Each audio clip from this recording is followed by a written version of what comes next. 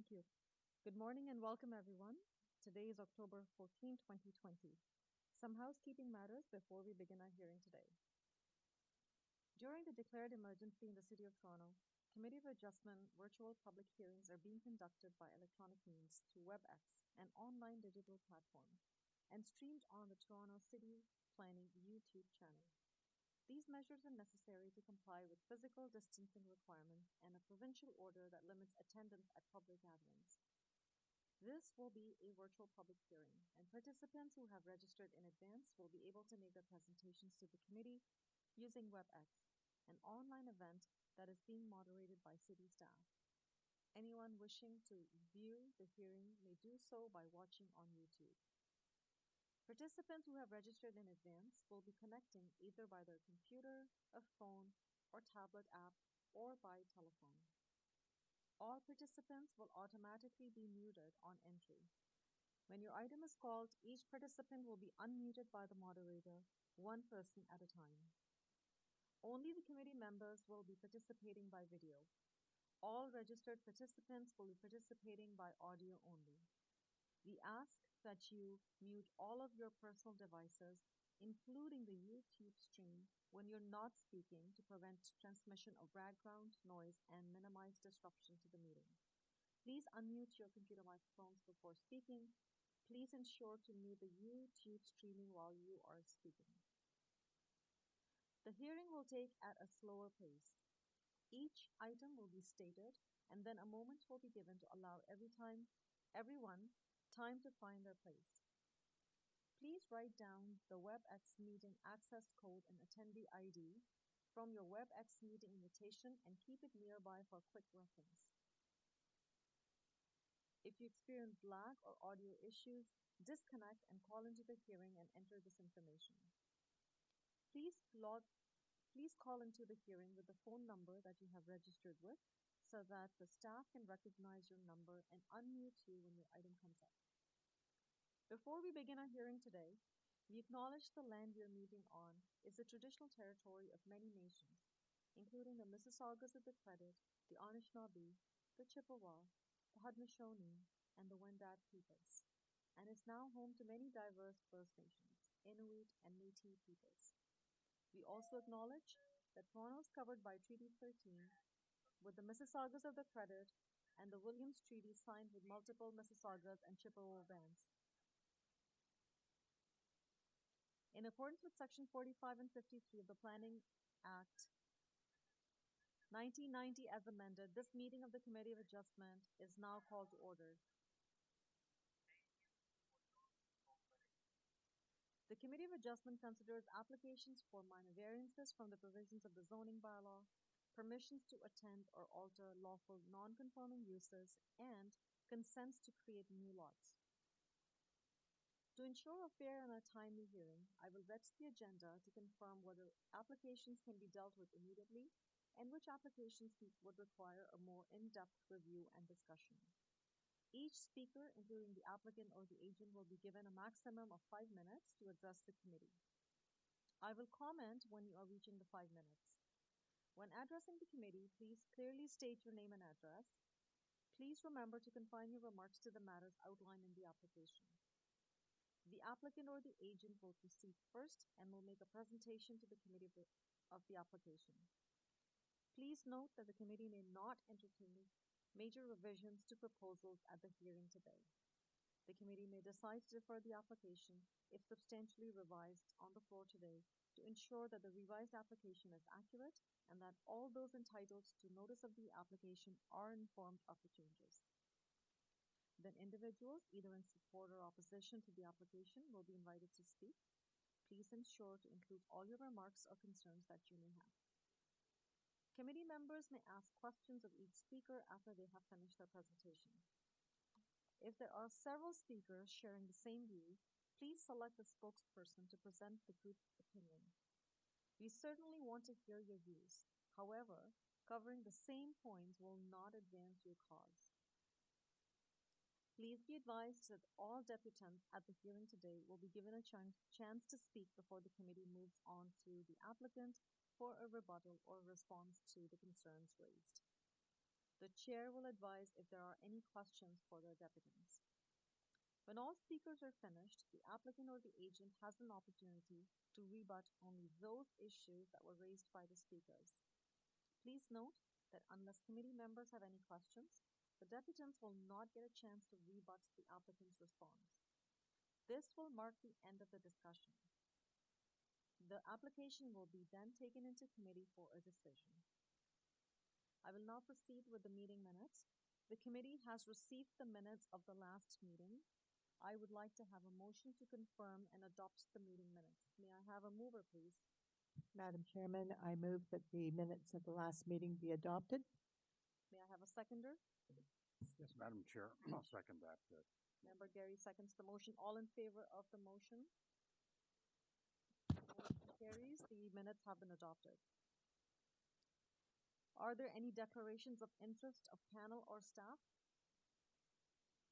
Mr. Deputy Secretary Treasurer, I do have a conflict to declare on item number 17.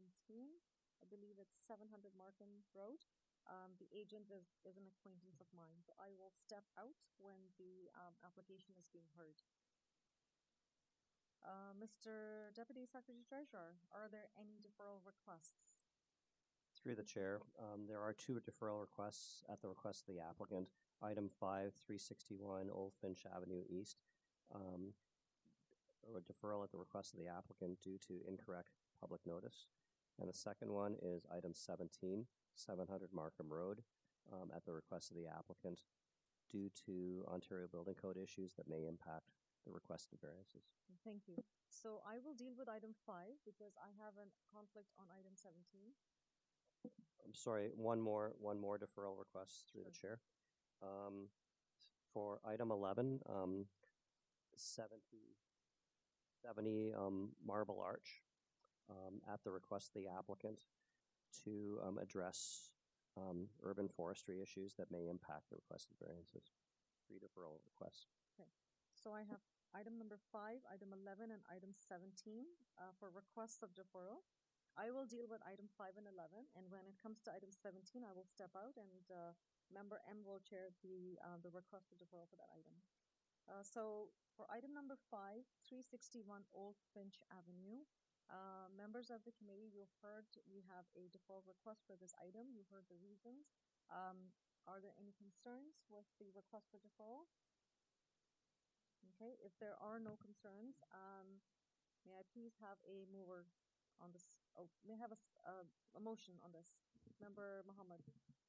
Madam Chair, as the applicant has requested for deferral of this item number 5, I will move the motion for deferral.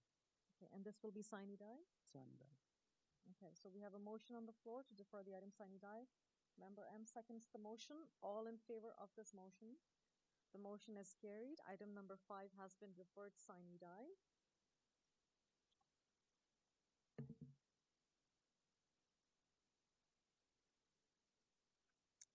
We move on to item number 11, the second request for deferral. Item number 11 is 70 Marble Arch Crescent.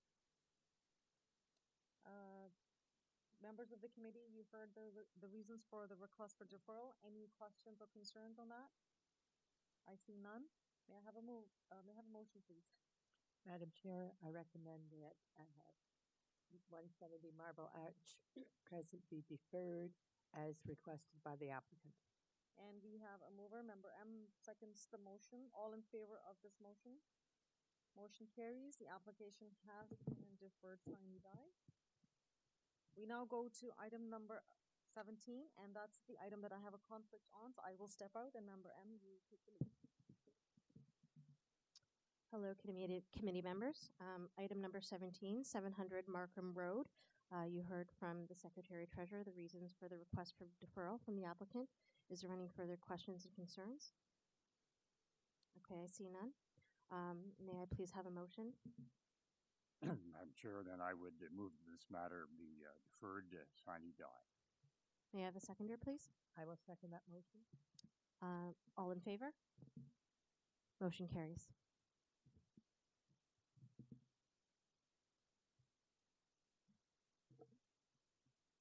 Thank you, Member M. So we have dealt with all requests for deferral today. We will now move to the vetting of the agenda. I'll just put my notes here. I will now read the agenda. I will call each item in the order listed on the agenda and confirm from the speakers list that I have the listed participants for that particular item. And I will ask if there is any questions of the committee or should any of the listed participants would like to address the committee.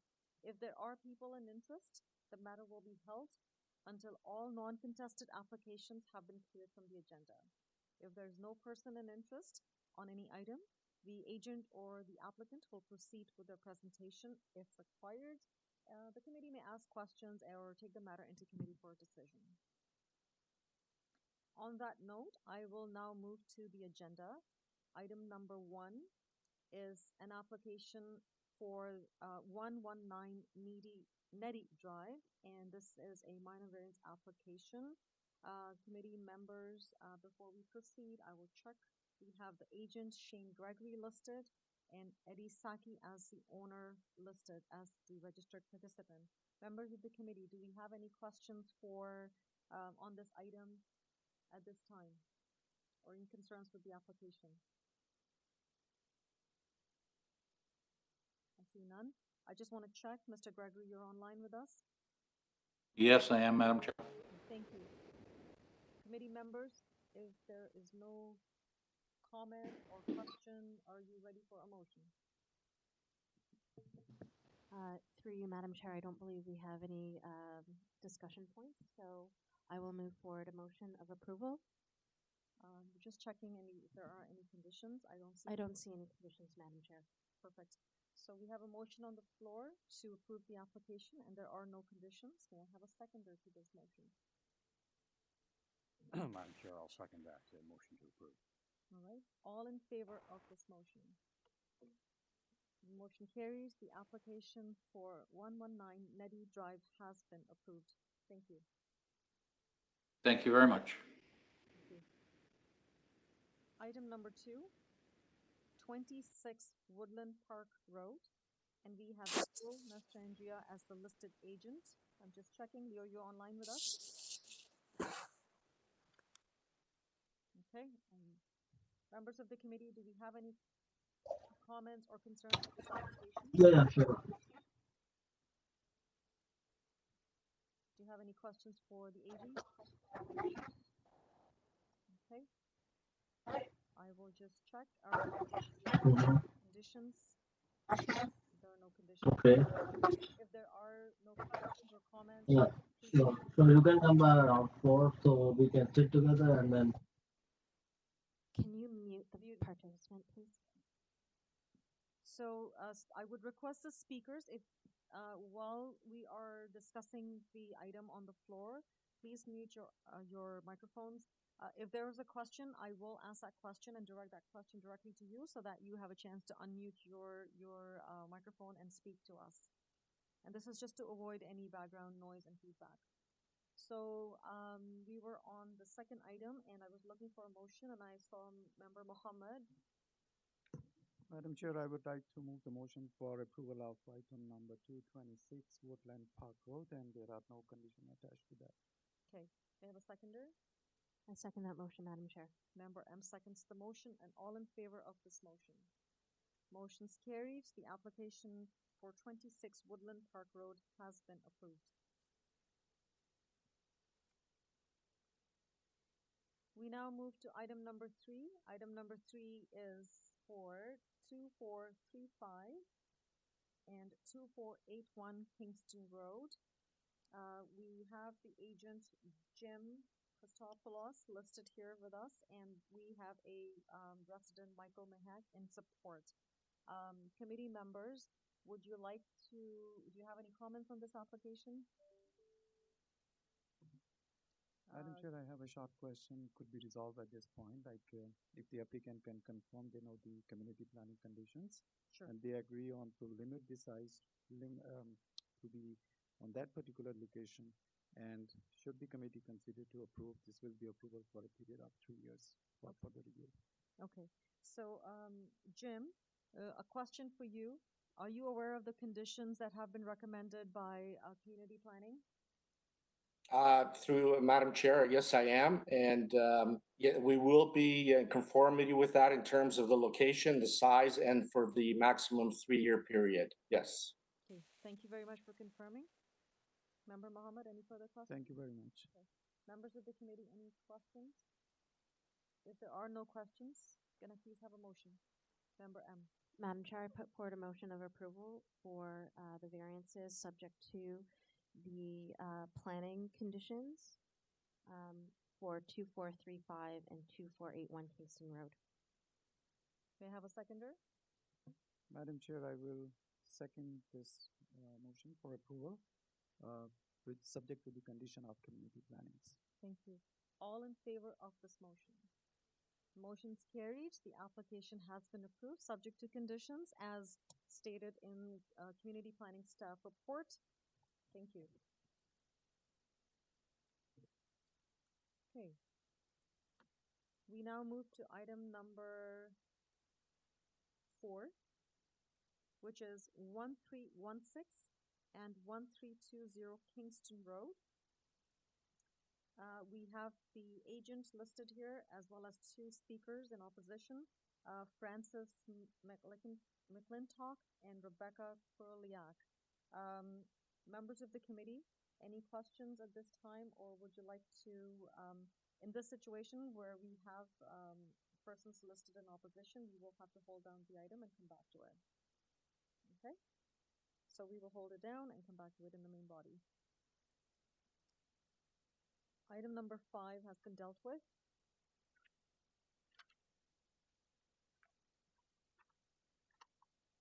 So I'm going back to item 4. So Andrew, if you're listening to us, the matter has been held and we will come back to it in the main body. Item number 6, 325 J Bell Grove. We have listed with us the agent as Sabah Al-Matno. Sabah, you are with us?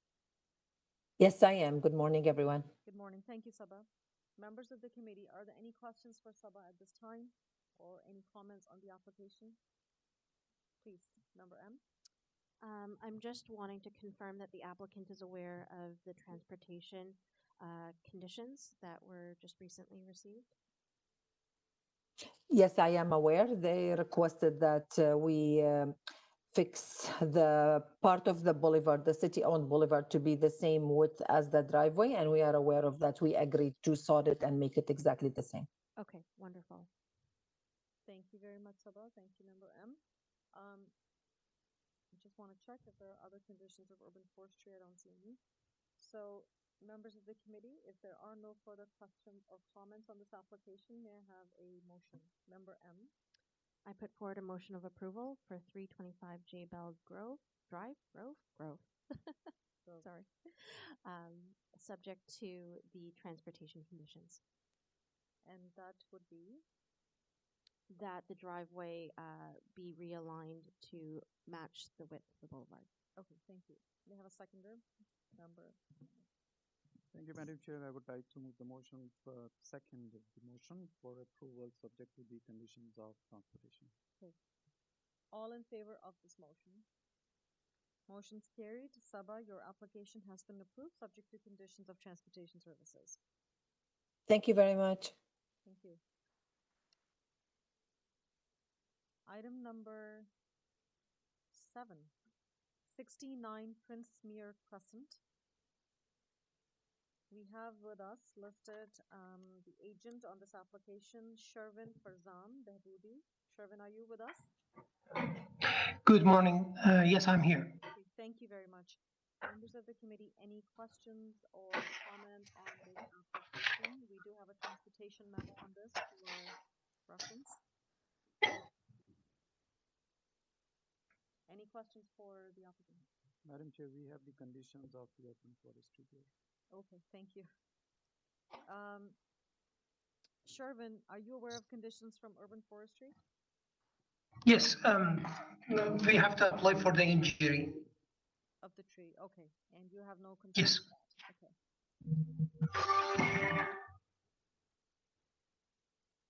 Okay. If there are no further questions or comments, may I have a motion on this application? Madam Chair, then I would move approval of this application on Princemere Crescent, subject to the transportation condition, and we understand the applicant is aware of that and finds it appropriate. So move approval. Madam Chair, there is, I think it's urban forestry, Member So Gary. Thank you. if I can clarify, there's a condition of urban forestry, and I didn't see any condition from transportation. It was just a comment. Oh. Could you revise your motion, Gary? All right, well, I'll simply move approval of this application subject to the condition of urban forestry. Thank you. May I have a seconder? I'll second that motion, Madam Chair. Thank you. All in favor of this motion? The motion's carried.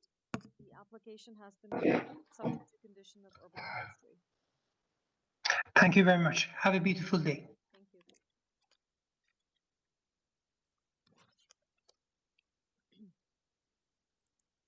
We now move to item number 8. Item number 8, the address is 1960 and 1790 Lawrence Avenue. And we have listed with us the agent, Evan Kim. Evan, you're with us? Yes, I'm here. Thank you. Members of the committee, are there any questions or comments on this application?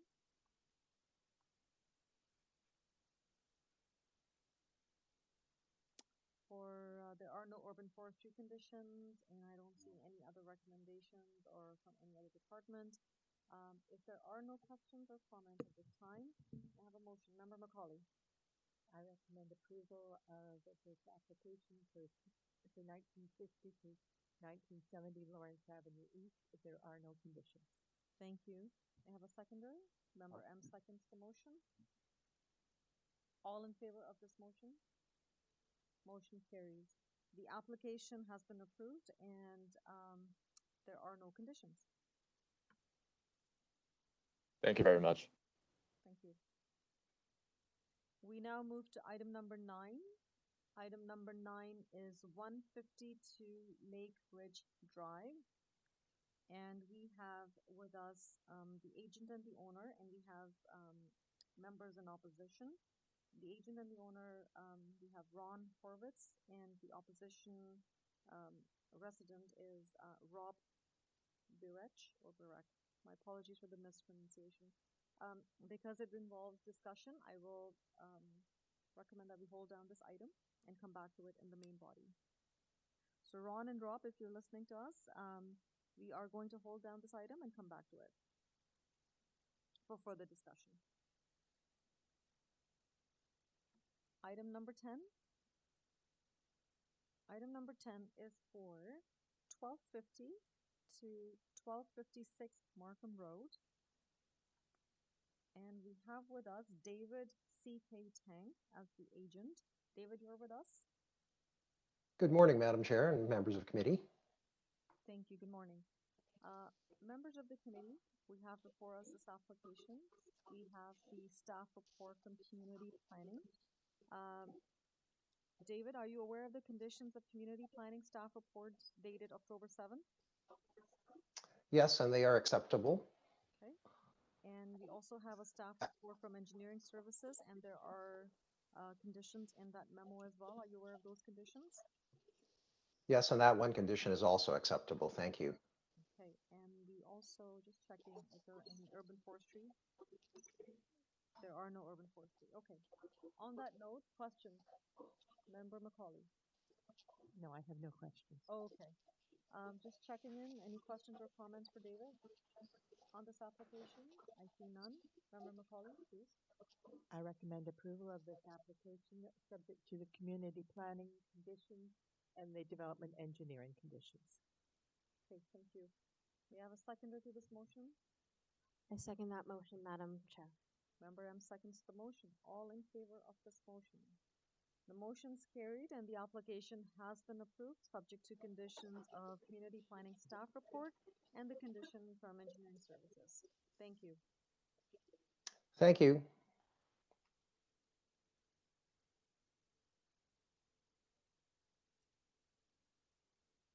Yes.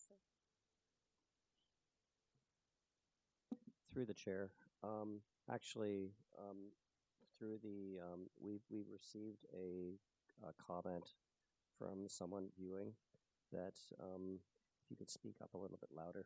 Oh, of course. Yeah. Okay. That's great. Thank you. I will speak a bit louder. Okay. Item number 11 has been dealt with. I hope this is better. We now move to item number 12. Item number 12 is 33 Catalina Drive. And we have with us the agent listed as Han Zhao, and we have 2 residents in opposition. They're immediate neighbors. So members of the committee, we will hold down this item and come back to it in the main body of the meeting. So Han, Ian, and Michelle, if you are listening to us, this matter will be held and we will come back to it for further discussion to listen to your concerns and your comments. Thank you.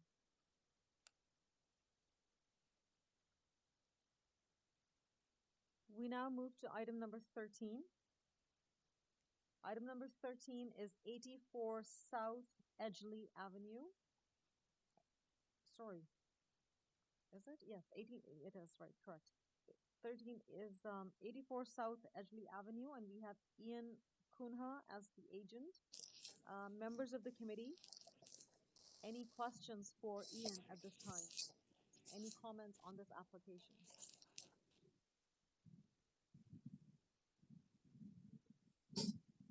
If there are none, may I have a motion, please?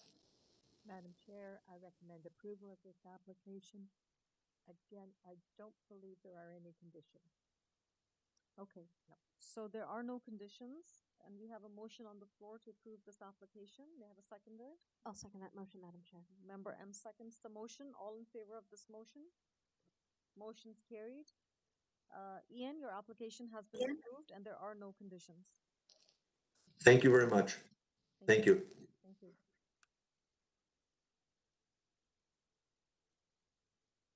Item number 14, 66 Lehan Drive. And we have quite a list of deputants on this application. We have Sean as the agent, and we have owner, we have Alice in support, we have Kelly in opposition, we have Terry in opposition, we have Kathleen in opposition. Based on this, I will hold down this item and come back to it in the main body of the meeting. So all those for 66 Lehan Drive, if you're listening to us, this item has been held and we will discuss it further.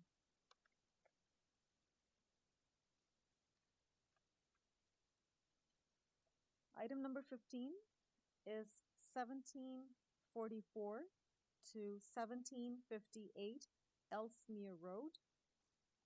And we have with us Janice as the agent.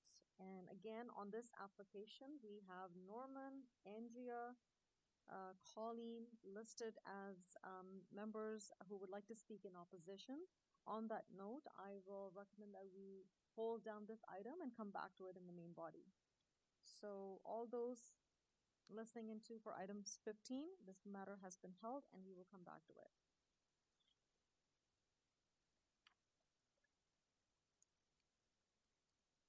Item number 16, 40 Fintona Avenue. We have with us Jimmy as the agent on the owner. Members of the committee, are there any questions or comments at this time for this application? If there are no comments or questions, can I have a motion, please?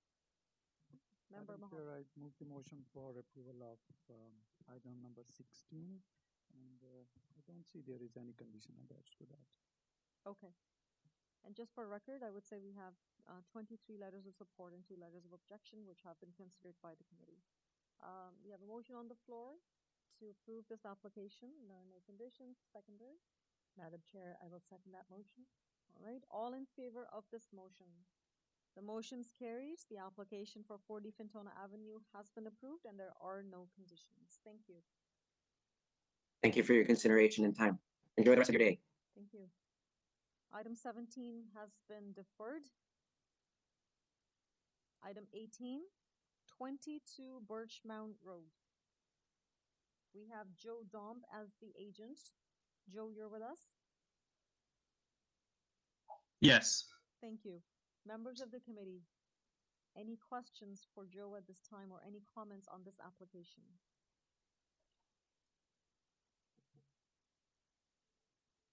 I see none. If there are no comments, may I please have a motion? Member M. I put forward a motion of approval. I do not see any conditions, and this is for 22 Birch Mound Road. Thank you. May I have a seconder, please? Member Mohammed seconds the motion. Madam Chair, I second the motion and there is no condition attached to that. Thank you. All in favor of this motion? Motion's carried. The application for 22 Birch Mound Road has been approved. Thank you very much. Thank you. We now go to item number 19.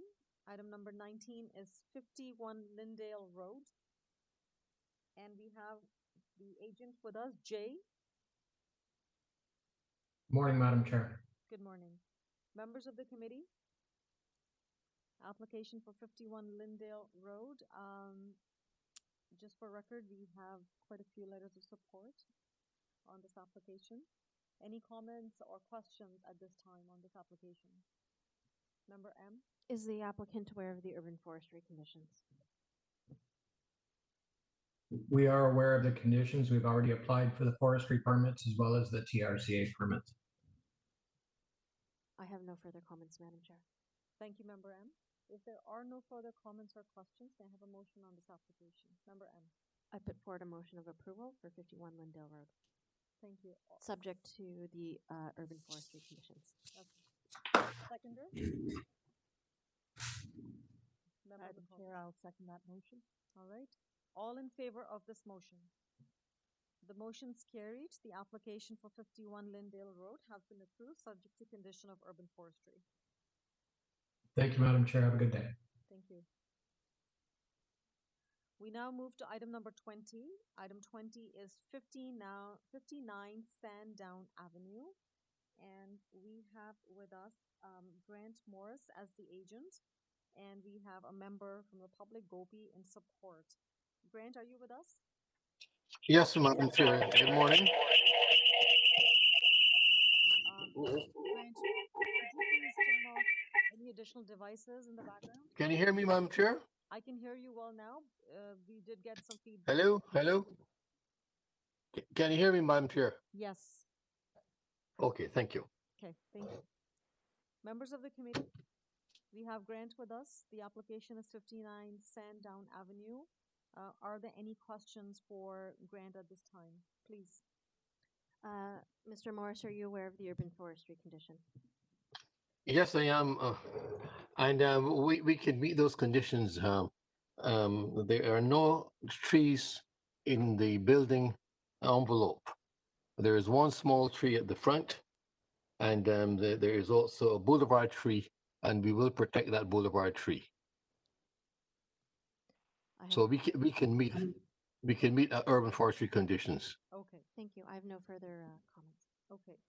Thank you very much, Mr. Morris. Members of the committee, any further questions or comments on this application?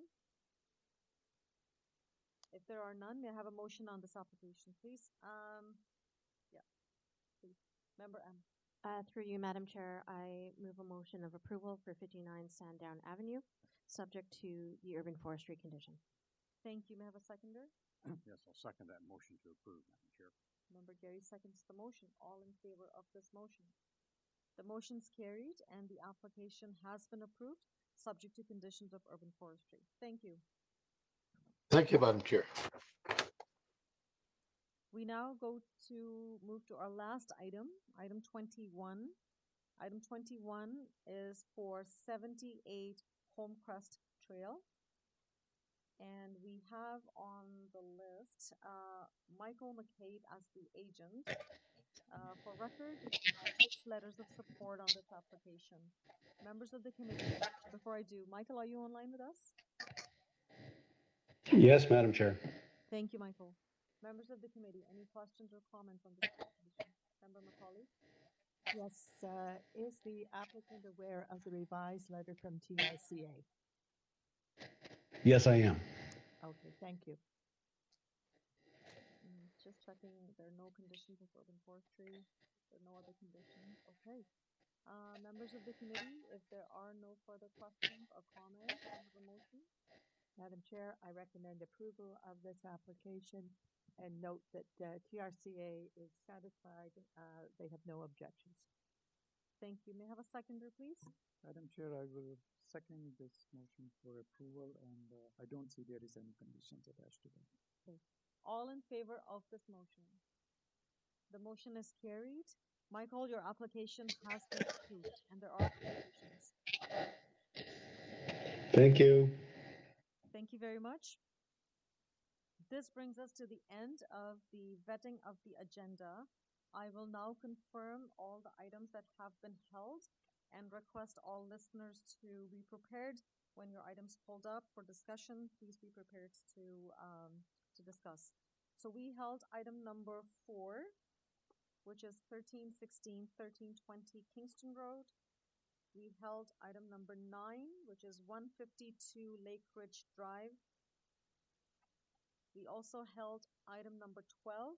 This is 33 Catalina Drive. We held item number 14, 66 Lehan Drive. We also held item number 15, 1744 to 1758 Elsmere Road. And I think that's all. Thank you very much, members of the committee. For those of you listening in, we will now start with the first item that was held. This is item number 4. So on item number 4, the address is 1316 to 1320 Kingston Road.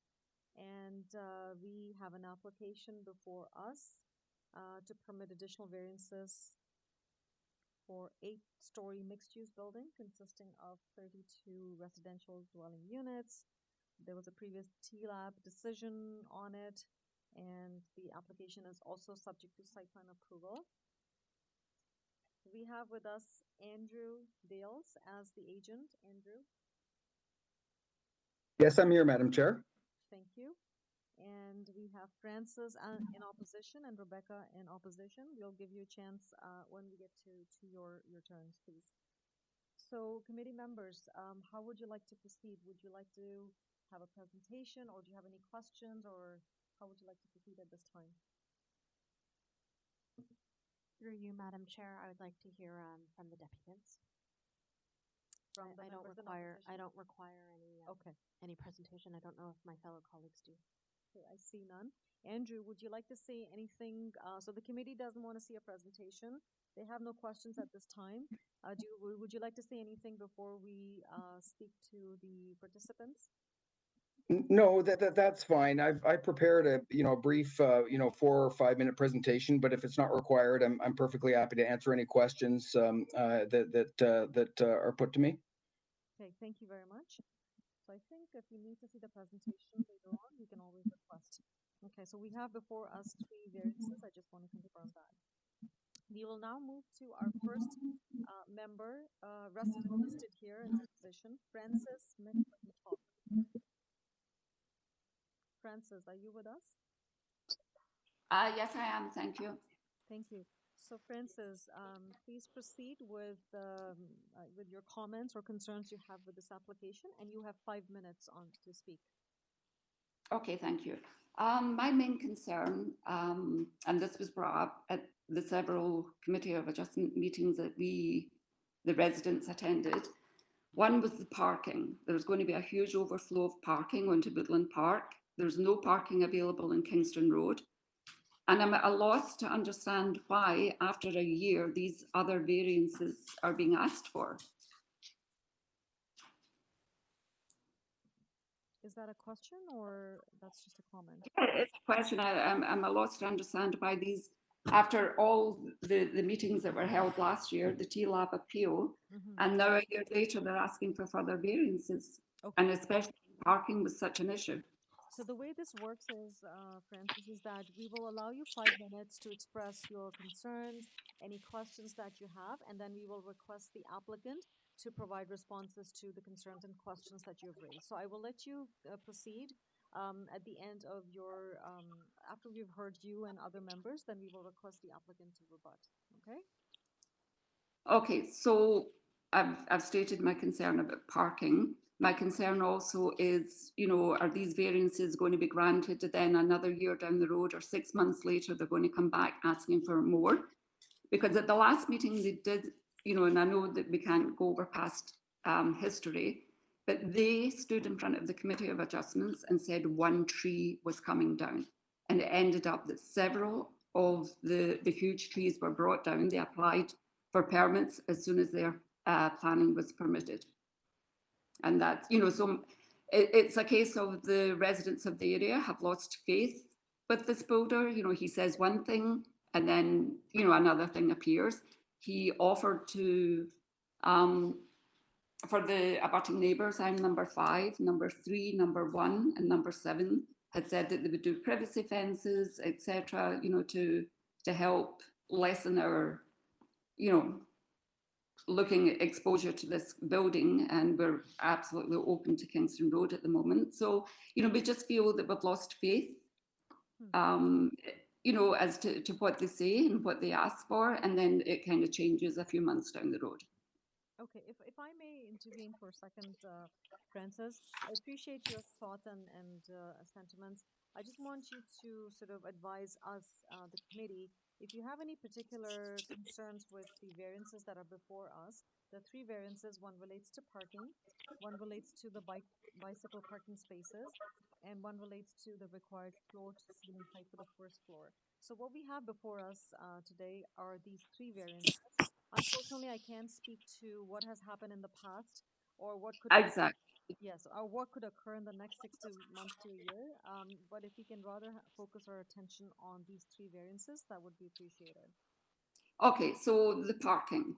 I mean, definitely they asked for a variance at the last meetings for parking, and I believe it was granted. And here we are a year later asking, them asking to reduce it again. Woodland Park is a road that comes off of Kingston Road and it kind of curves into the street, so it's not very broad. We're going to have, excess visitors, etc., parking on Woodland Park Road, and probably going into the adjoining street, Briardale. And it's, we already have residents from the adjoining rental building already parking in Woodland Park. And it's just, the overcrowding is going to be horrible for the residents. Okay, Francis, a committee member would like to ask a question of you. Member? Yeah. It's more just sort of a statement. Francis, I really appreciate your frustration in the process, and I know that it may not feel that it's transparent and that the builder has, ulterior motives. From my experience, generally sometimes while you're going through a site plan approvals process and a subsequent building permit process, that there may be some minor technicalities that may not have been caught in the original application process. And what I note here is that the 3 variances before us today are actually, in fact, to the old bylaw as opposed to the, in effect, citywide bylaw.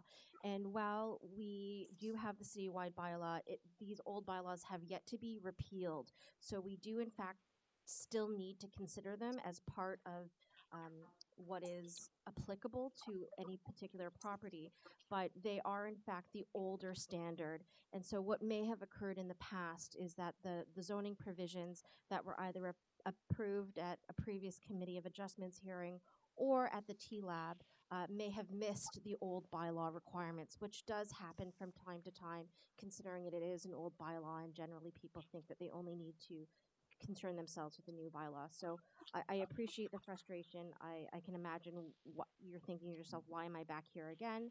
But I thought I might provide some context as to possibly how this could have occurred. Now, my other statement I wanted to make was with regards to the parking. So once again, the parking standard that we are varying today is for the old bylaw standard, which is an older standard that may not be as applicable as it is today, and that this application meets the current 2013 citywide bylaw. So the standards that are created to be met today are being satisfied. So the previous applications would have considered those standards, and this could be just a technicality to bring up old standards to date. So that's just my educational spiel, Madam Chair. Okay, can I just say here, I appreciate what you're saying. I don't deal with this on a day-to-day basis, so a lot of it is over my head sort of thing. But why are there bylaws if they're completely ignored at the end of the day? Like, what's the point of having these bylaws? And then as soon as a developer or whatnot comes along, it's right, okay, we'll change our minds, let them do. And, like, this building is right on Kingston Road onto like a more kind of residential street.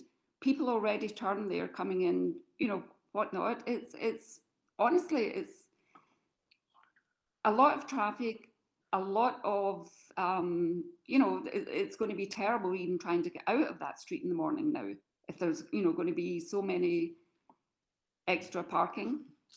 And, and these people will have visitors and guests, and it's just like, where does it stop?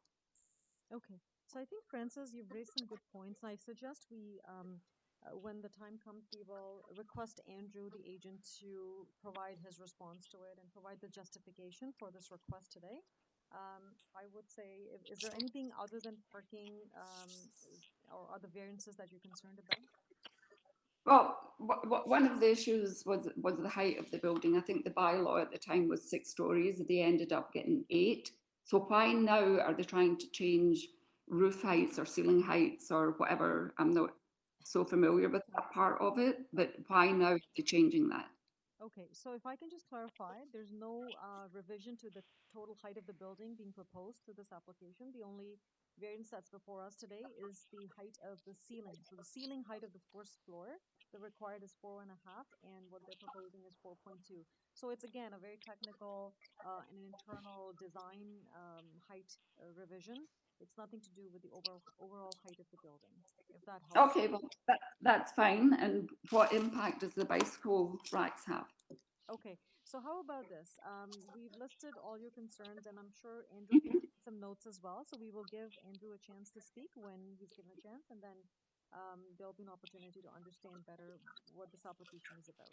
Okay? Yeah. But my last question is, why have they determined one less parking spot? Like, what's the reason for that? And Andrew would be able to answer that. Sure, we will certainly request Andrew to answer that question. Yeah. Okay. All right. Okay. I also may have to. I have an appointment that I have to go to, but my son-in-law's here. Is he able to speak for me? We know the situation very well. Sure, no problem. If I have to step, yeah. That's totally acceptable. We will certainly listen to him. Okay, thank you. Okay, thank you very much. Okay, thank you. Okay, so next resident who we have online is Rebecca. Rebecca, are you with us? Madam Chair, we have not identified Rebecca being on the line with us. We do have 2 call-in users that I'd like to clarify which items they're speaking for, if I may, in the event it could be Rebecca. Sure, please.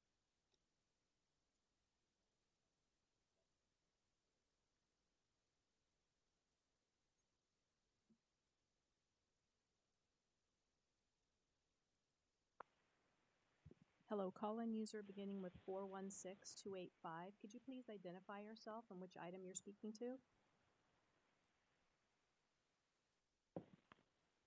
Hi, it's Terry Alvarez. Great, thank you. Call-in user 416575. Could you please identify yourself and which item you're speaking to? Hi, this is Rob Barrick. It's 152, I believe. Thank you, Rob. I think I have you in here twice. Thank you very much. Madam Chair, we do not have Rebecca Kuliak on the line. Thank you very much. Okay. Members of the committee, any further questions for Francis' son-in-law, brother-in-law, now that Francis is not here, before we move on to Andrew? Okay. All right. So we now move to Andrew. Andrew? Yes, I'm here. Okay. So Andrew, you heard the comments from Francis, and I hope you've written down some notes. Would you be able to respond to the concerns that have been raised? please go ahead. Sure. Okay, great. So what I'm going to do is I'm just going to run through the three variances and just explain why they were requested and what the status is at this point. Also in terms of the site plan application. So as you mentioned, we're asking for three variances to address minor revisions that are required prior to construction.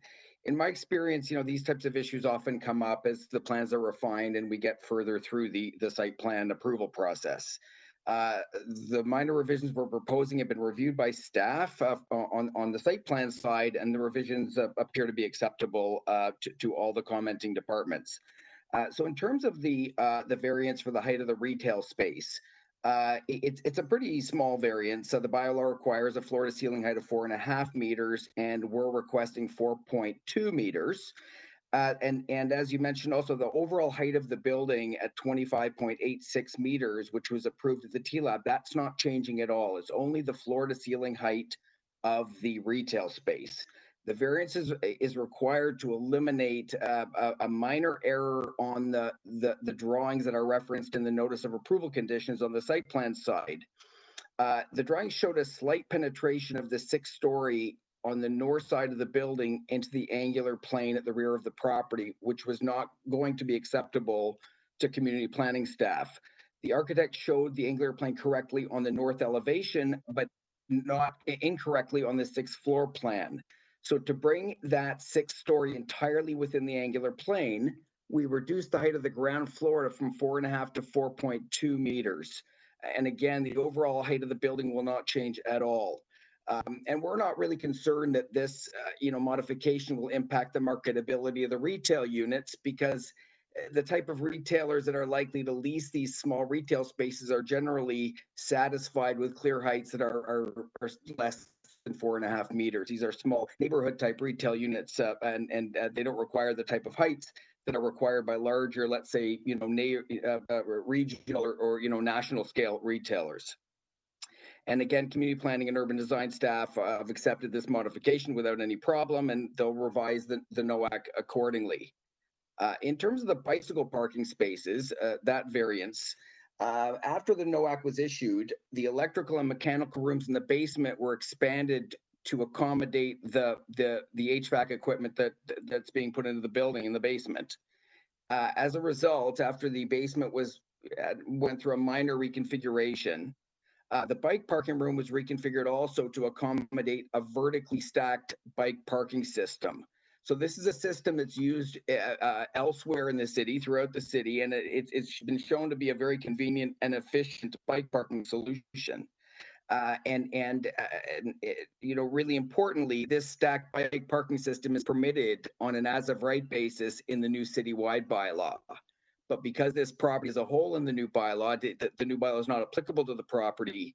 A variance to the old Scarborough bylaw is required, and the old Scarborough bylaw did not kind of envision or anticipate this type of stacked bike parking solution.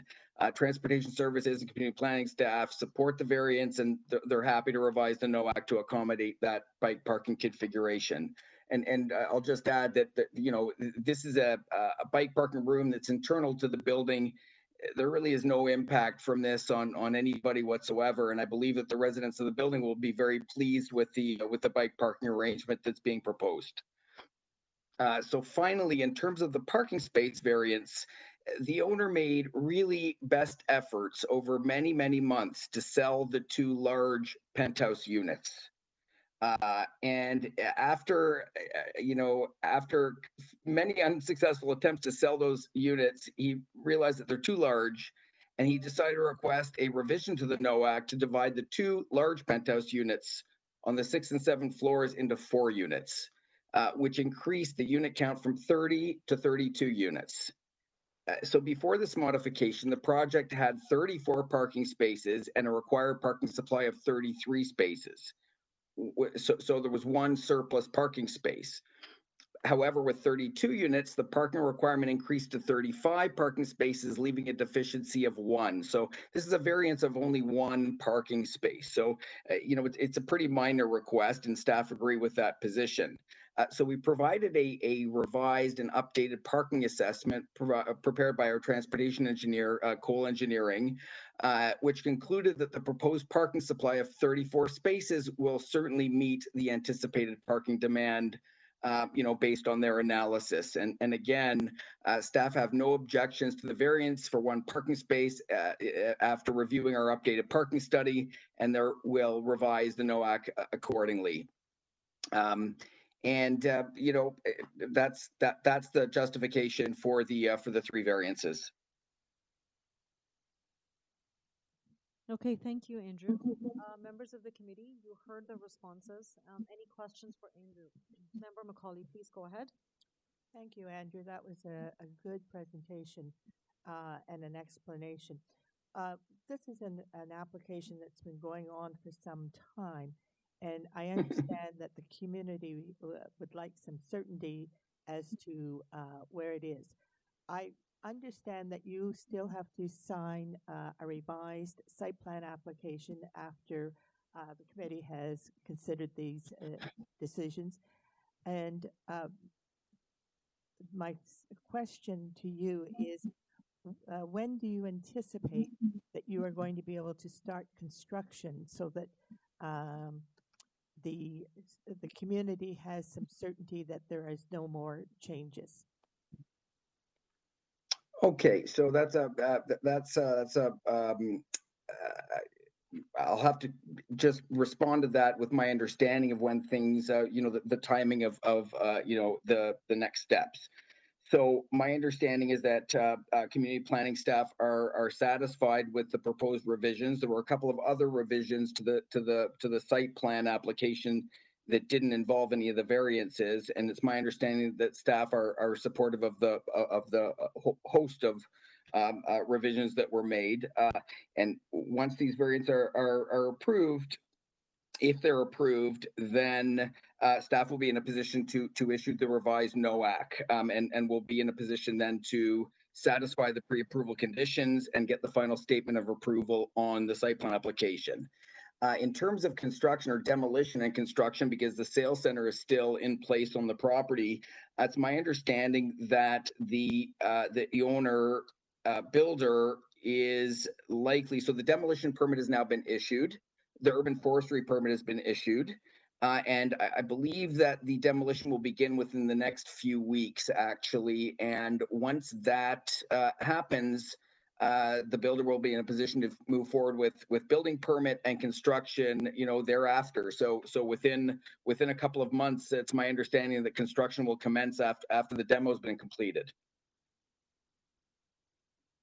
So I'll just finish by saying that that things are moving forward, quite rapidly now. The builder is very eager to get a shovel in the ground, so to speak, and move forward with building what I think is going to be a very great building on this stretch of Kingston Road. Thank you. That is helpful. I understand that all these processes take a lot of time, and that revisions to the site plan will also take a month or two, just dealing with all the revisions going through the process. Yes, but and it's my understanding though that we may be able to move forward with on a conditional permit basis. After the demo is completed, we may be able to move forward with excavation and shoring and that kind of thing. So there's not too much downtime as we finalize the final details of the site plan. Thank you, Member Macaulay. Any other comments or questions? Member Mohammed, please go ahead. Thank you, Madam Chair, and thank you, Andrew. This was a very good presentation. Just for sake of further clarification, in order to meet this issue of angular plane penetration to the sixth floor, your preference was okay to reduce the ceiling heights at ground retail floors, right? This could have, there is another option available with you while dealing with the heights of the sixth floor, but then I wonder if this would have been fixed at the sixth floor ceiling heights. What was the volume of the amenity space affected by this? Yeah, so that's an excellent question, and that's precisely the thought process that we went through with city staff as we were trying to figure out how to eliminate this angular plane penetration. So we have our indoor amenity space that's required by the bylaw, and that's going to be a fantastic amenity space for the residents of this building. We did not want to reduce the size of the amenity space by pulling the sixth floor further from the north lot line, so further to the south, thereby decreasing the amount of indoor amenity area on the sixth floor. So we were really kind of in a bit of a bind. We had to bring the sixth floor within the angular plane somehow. One of the options was to reduce the size of the amenity space, which we wouldn't have been happy with, and community planning certainly, wasn't happy with that. So the decision was made to do the lesser of two evils, let's say, by reducing the height of the floor to ceiling height of the retail space. That would be kind of a very, a modification that would have much less impact, because we're not really concerned with the marketability of the space, with a very, minor reduction of the floor to ceiling height. So of those two options, reduce the floor to ceiling height on the ground floor or reduce the amount of indoor amenity area on the sixth floor, it was decided that the better way to go would be the former.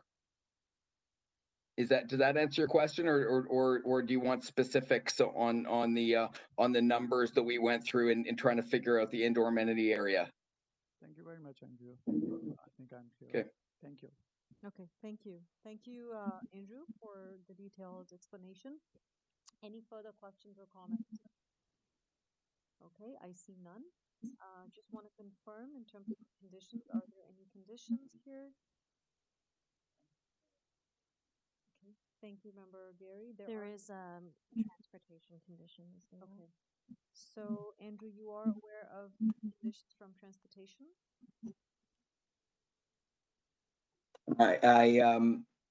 I'm just reading through it right now. I see the condition. It kind of takes you back I to don't the see. site plan. It just says tied to the tied to the site plan. Oh yeah. So is of course. So we understand that we're going to have to complete the site plan approval process in order to move forward. And we're currently engaged with city staff on finalizing the site plan details right now. So yes, perfectly happy to continue, and we're very eager to complete the site plan approval process, which has now been going on for dare I say many years. Okay, we certainly see that. Thank you, Andrew. If there are no further questions, comments, we take the matter into committee now. Committee members, before we proceed, are there any comments or discussion? I see none. All members, no questions, no discussion internally. If there are no further discussions, I would like to have a motion. Member M. Thank you, Madam Chair. So I put forward a motion of approval for this application, subject to tying it to the site plan approval. And my rationale behind that is that I feel that these variances that are before you today were triggered as a technicality through very detailed revisions to the site plan application that needed to be considered to achieve overall objectives of providing amenity space, as well as to be able to sell and absorb the units that were in place, and to ensure that the angular plane is met, which has a great impact on the public realm and how these streets interface with new buildings. As a result, I do feel that these three variances are minor in nature, and once again are for the old bylaw, which has not been updated to reflect a lot of the new trends that we are seeing in development today. With that, I have no other comments and recommend approval. Thank you, Member M. So we have a motion on the floor recommending approval. May I have a seconder?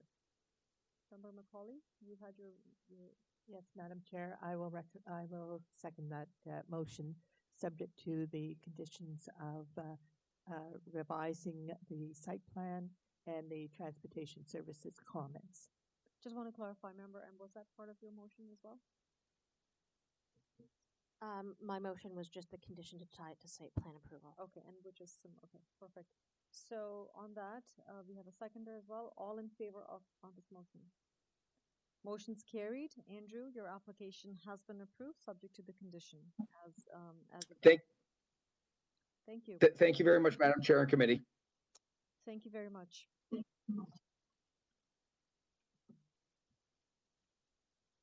We now move to item number 9. Item number 9 is 152 Lake Ridge Drive.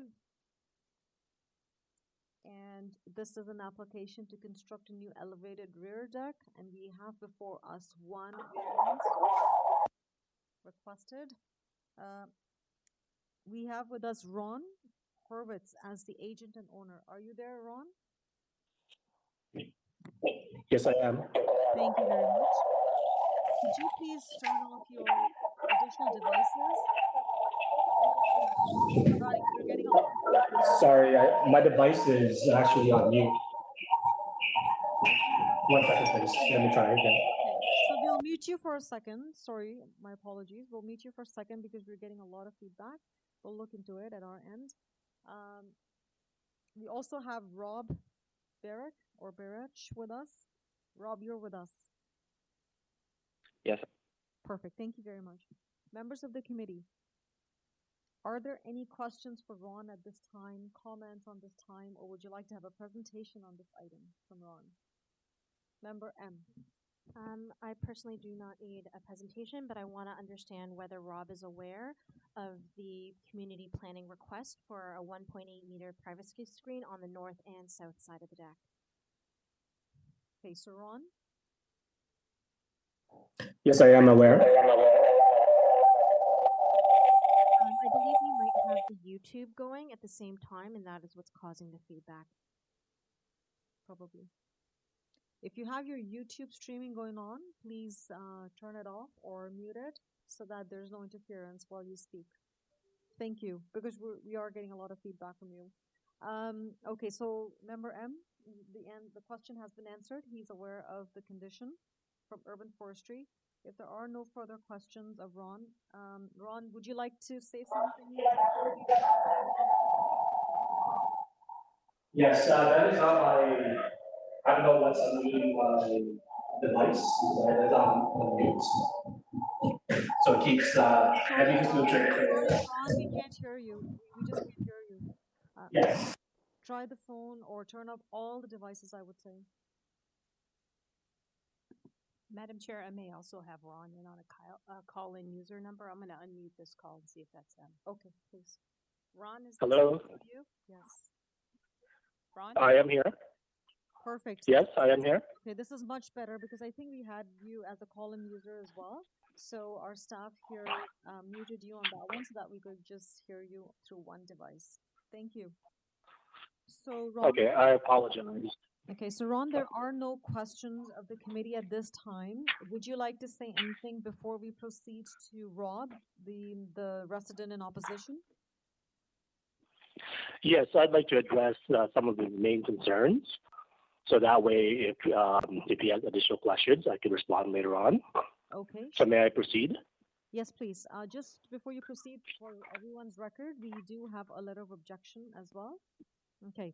Ron, please proceed. Okay, so my neighbor's objection, there are 3 main points. First, the measurement. He is correct. It is 0.1 meters off, but I believe that's from a clerical error that originated from the zoning bylaw notice we received from the city. But if that's basically a difference of 4 inches. My deck still is less than 30% of my backyard, as measurements submitted are correct. Height concern. I'd like the committee to know that I have the existing deck and submitted drawings having to have the deck expanded at the same height. The height of my deck, nor its depth, will not block any sunlight since the height of my above ground 3-level home is approximately 35 to 40 feet, which blocks the sun when it is not still on the east of the property. Any sunlight blockage is due to my roof or the height of my overall height of my home. When the sun shines on my deck, it is almost directly above me, and based on various mathematical equations, the deck blockage did not even reach my rear fence. Next point, privacy concerns. The privacy level does not change for homes behind me, including number 49, as sightlines remain the same, since I have large windows on the second and third floor that can see their homes. I'd like to display the photos I submitted to show the sightlines of the from my existing deck to number 49. In one of the photos there, you'll see there is a tree on number 51, I believe, and yeah, number 51, which actually blocks my view or provides a privacy from my property to number 49. The privacy issue is well known in our area because it is a new development, approximately 10 years old. The privacy is actually worse from my third floor, as I can see directly above the trees and fences into their homes. Therefore, privacy levels remains the same, even with the expanded deck. I spoke to the adjacent neighbors who share my property line, number 51 East 4, who would be more affected than number 49, showed no concerns. In fact, we use their ground floor deck as measurements to kind of gauge my deck, my proposed deck. Their deck was 15 feet in depth, which I told them, no, mine will only be approximately 10 feet, 9 to 10 feet. Again, they showed no concern, and I have a clear view of their homes from my windows, second floor and third floor. I've also talked to number 50 Lake Ridge and number 54 Lake Ridge Drive, which is on my south and north side of my home. These two homes are actually the most affected since sightlines do change since the deck is extended outward from my home. Both property owners have no issues with privacy. I've even offered to put privacy screen before your recommendations, but they said it's not even necessary. They informed them that if they change their mind, I could put one in the future. So basically, that's basically some of the points I want to cover right now. Thank you. Okay, thank you, Ron.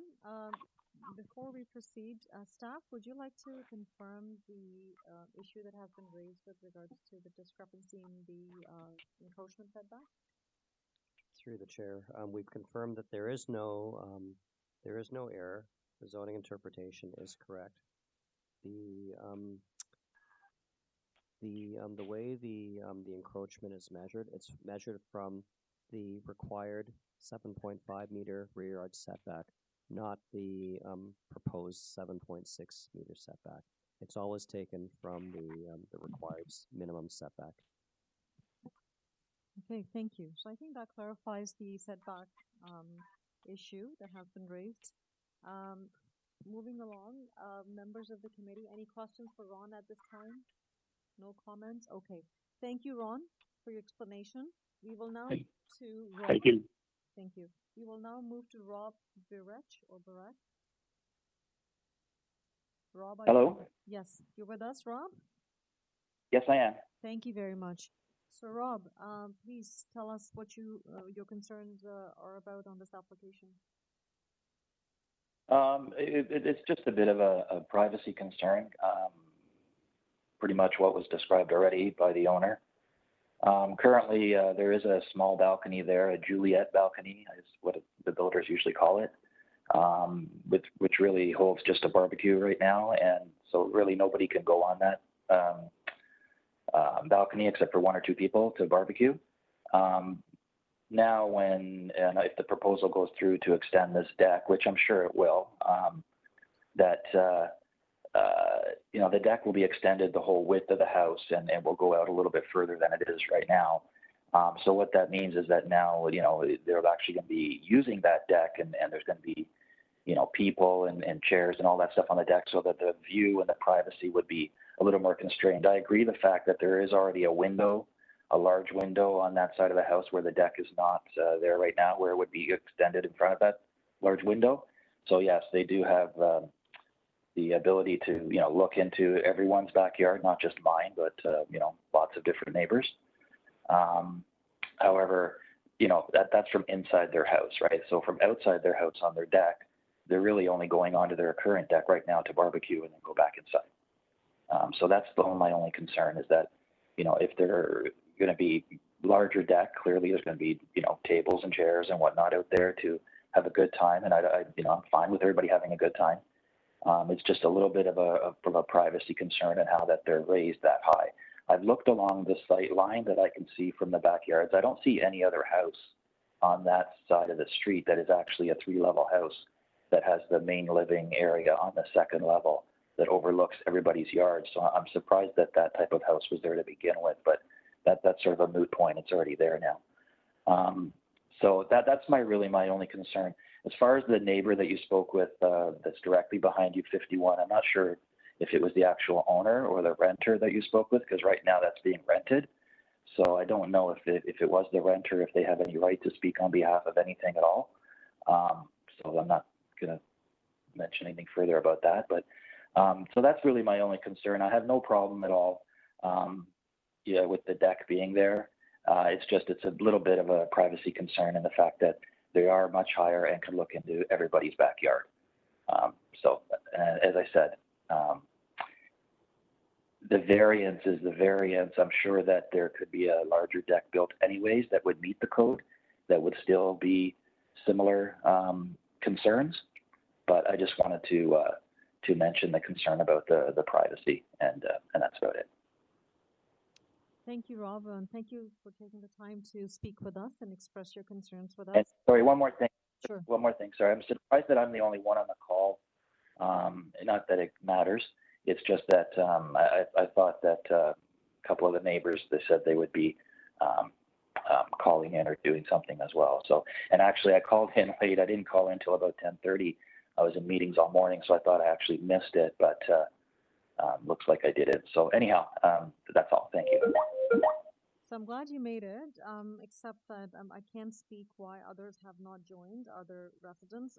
We only had you as the listed speaker as a registered speaker. So that's where things are. So members of the committee, any questions for Rob at this time? He has raised issues with respect to privacy and I guess more privacy concerns going from a smaller to a larger deck. Member Mohammed, please. Thank you, Madam Chair, and thank you, Rob, for expressing your concern on privacy, which is very important. We hear you. I was just wondering, as the community planning have suggested that the owner would be asked to cover the north and south side of the deck with the solid screening. Is this going to mitigate your privacy issue? Not particularly, because the house is south of us. The south side would likely mitigate a portion of it, yes, depending on how close they're sitting to the south side of the fence. But that's fine. The north and south is more so for their direct neighbors that are north and south of them, as opposed to the ones that are east of them. West of them, like we are. Okay, thank you. Member M has a question for you, Rob. Hi, Rob. While you are the only caller today, we have received one letter from a person with just the letter O, who has expressed similar concerns as you as well. So despite not having them on the call today, we have received their comments and have taken that into consideration. Additionally, I'd like to say that with a lot of these newer subdivisions, there's always going to be some level of privacy intrusion based on just the design and layout of these lots and properties. And I appreciate your reasonableness when providing your comments. I do understand that with the larger deck, there's going to be more people there. However, the difference between that in terms of its height remains the same height. It is just a larger deck, and there's always going to be some level of privacy infringement, unfortunately, with these types of city subdivisions. That's all my comments, Madam Chair. Okay. Thank you, Member M. Before we proceed to Ron, I don't see any questions. Thank you, Rob, for your time. And we'll now move to Ron and request him to address the concerns that you've raised. Thank you. So Ron, over to you. Hi, thank you. So I just want to address the design of the house. Rob, there is a home, I believe it's 130 and 122 that have a similar design, which has a deck. And in fact, one of them has expanded their deck. And they also back into Eastport because it's on the same side of the street. As for, I have no history of having large parties. I do have family members that enjoy, especially during this pandemic. We'd like to be more outdoors. This is the main reason why that we want a larger deck to basically be able to have a meal outside. And I have no history of neighbors calling me for noise complaints or privacy issues. In fact, the previous owner of the home beside you actually thought I was looking to their home one day and called to report that for a bonfire because they saw me on the phone upstairs. I just laughed because I said, when I'm on the phone, I like to look outside. So I assure you that there will be no privacy issues. And for the there won't be any privacy. And if you identify anything, please let me know because I'm a very good neighbor, and you can ask neighbors around us, and I'm sure you are as well. And I appreciate the concerns that you brought forward. As for the committee members, in terms of the privacy screen on the north and south side, is that mandatory on condition of approval? The reason why I ask is because, again, I've asked my neighbors to the north and south side of mine, and both of them even just joked around saying, what, you don't want us to see you anymore, or you don't want to see us anymore. And the other neighbor on the south side actually joked saying, I need you to put a line so you could drop your food, your barbecue to my house, to my backyard. So my question is that a condition of approval? Because I don't have no issue with that at all, but if it's not needed, I'd like to maintain that until my neighbors think that it's necessary. Okay. I just want to clarify, Ron, that that's a condition that has been recommended to the committee by community planning. It'll be in the hands of the committee if they wish to include it as a condition. So I'm just going to leave it at that to clarify the purpose of that condition or the status of that condition so far. Member Macaulay has a question. Yes, Ron. I have a question to you. It's not a suggestion. It's not a requirement. But considering that you have the request from community planning for screening on both the north and the south side of your deck, and considering that there are issues of privacy, either privacy in your house or privacy on the deck, have you considered putting screening on all three sides of your deck? No, that would impede my views from my kitchen window or my window close to the kitchen, as well as my sliding door. And you would actually box us in as if it's like a backyard type of thing. I haven't seen a deck that have all three sides. And there's neighbor there. If you look at the Google Maps on Vessel Crescent, you'll see a lot of decks that have back to back, and none of them have screening on the longer side. Okay, thank you. I just wanted to explore with you as to whether you were amenable to that. Thank you. Okay, thank you, Ron.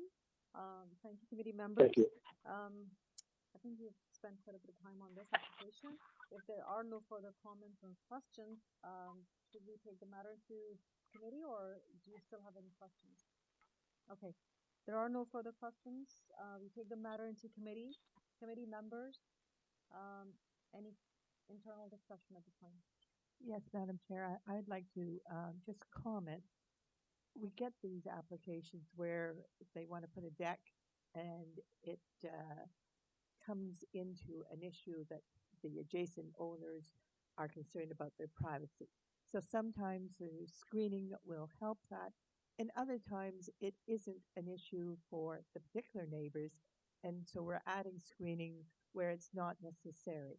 In this case, if the owner is not willing to put in screening, and I understand his issue that it screen both his deck and his view out of the kitchen window, I would not be supporting screening on the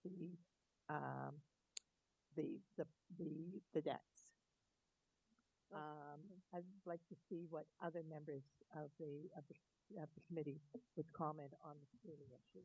Member M? I don't support west side screening. I think north and south is standard, but west side screening would be kind of, it kind of negates the purpose of having the deck, in my professional opinion.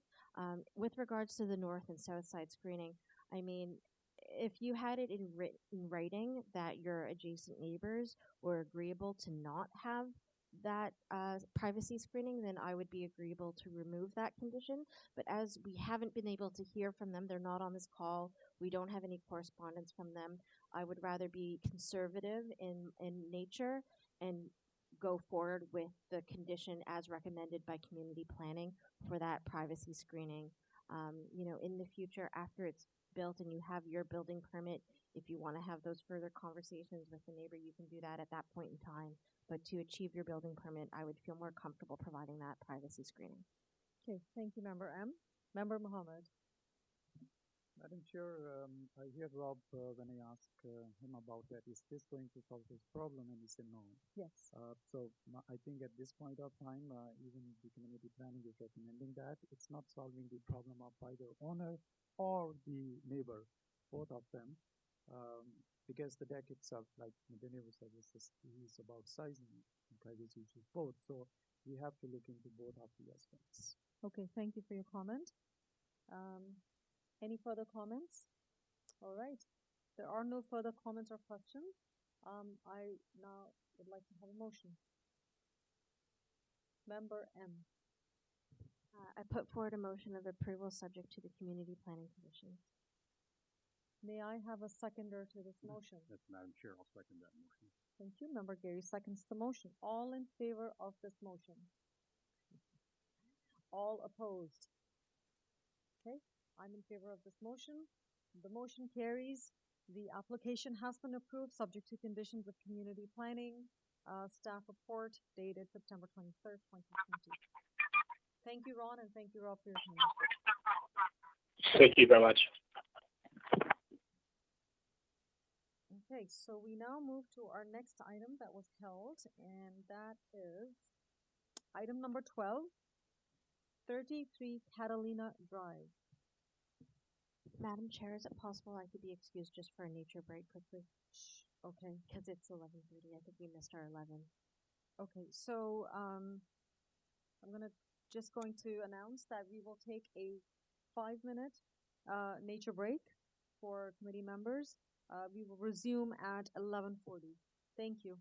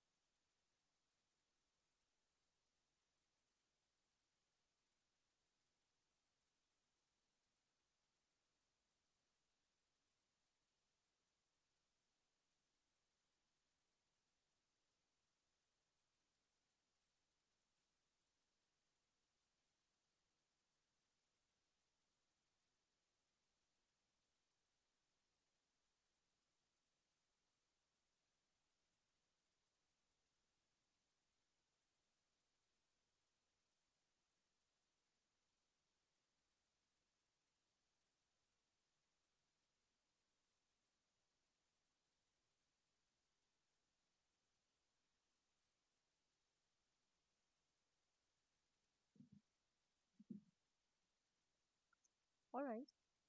We will now resume. We will resume. I think we were talking about item 12. Item 12 is 33 Catalina Drive. And we have listed with us, before I do that, this is an application for a minor variance.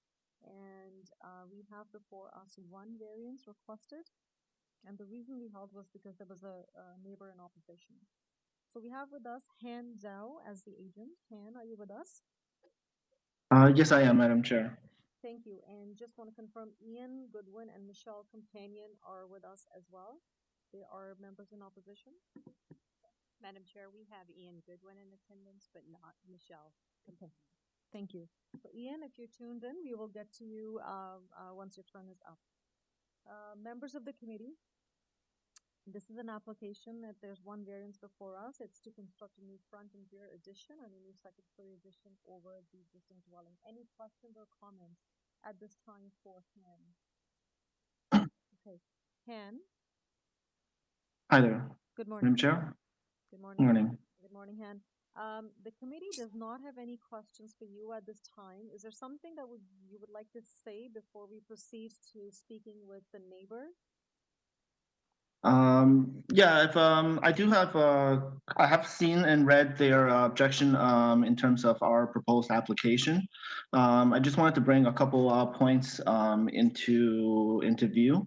Number one, so currently the only variance we are requesting is regarding the building length, which is currently set at 17 meters. We're requesting for the 20 meters variance. So in regards to this, our existing addition will be basically built on top of the existing footprint, which is according to the zoning bylaw. The extension portion towards the rear, which comes into question, is actually set back from the east side of the property, which is so it's farther away actually from the number 35 Catalina Drive. So this farther increases, any privacy issues as well. And, we're not proposing any openings even on the secondary story other than a bathroom window. So in terms of the privacy that looks into their yard directly, it's very minimal. Okay, thank you. Okay. Thank you, Han. Any questions or comment for Han at this time? No? Okay. Thank you, Han. We will proceed to the neighbor, but we will certainly come back to you once we hear the concerns from the neighbor. So Ian Goodwin. Yes, thank you, Madam Chairman and the committee. Thank you for creating this forum for this discussion and giving us the opportunity to discuss this matter and to voice our concerns and our strenuous objection to this request for variance. As noted, I am the owner of the immediately adjacent property located at 35 Catalina Drive. I am joined here today actually by Michelle. I won the coin toss, so I will be speaking to keep it a bit more orderly. 35 Catalina is the property that is most impacted by the variance request. My wife's son and I purchased this home 6 years ago. The combination of the large private backyard, the treed views, the pool deck, the cabana, all this contributed to make it our dream home. If this requested variance is allowed to proceed, the qualities that attracted us to this home will be destroyed, and our dream home is really going to become a nightmare. We appreciate that that neighborhoods are often a tricky balancing act. Our neighbors are a lovely family. Like us, they and their two children seem to take great enjoyment from their home. Their backyard and pool area is fantastic. They, however, feel that to continue to enjoy their property, they need a larger home. We want to be supportive of their need, but we also want to preserve as much as possible the qualities that led us to purchase this home, and frankly, at a significant price over the asking. Our primary concerns are as follows. Number one is the mass, bulk, and height of the proposed structure. We appreciate that there won't be any windows, which will help with the privacy issue overlooking the yard. But from our side of the property line, their home is going to look like a 30-foot high stone wall. As you can see in the diagram here, we are the home with the red dot at 35 Catalina. The structures that you see to the back there are our sunroom, our raised cedar gardens, our dining area, the flat portion of our backyard. Extending to the back of the neighbor's property, the cement concrete area is our pool and cabana area. what we're going to have now is we're going to have a 30-foot stone wall that's going to extend more than 12 feet farther into the lot towards our pool. This is going to be roughly, well, less than 1 meter away from the property line, so it's going to be immediately overhead.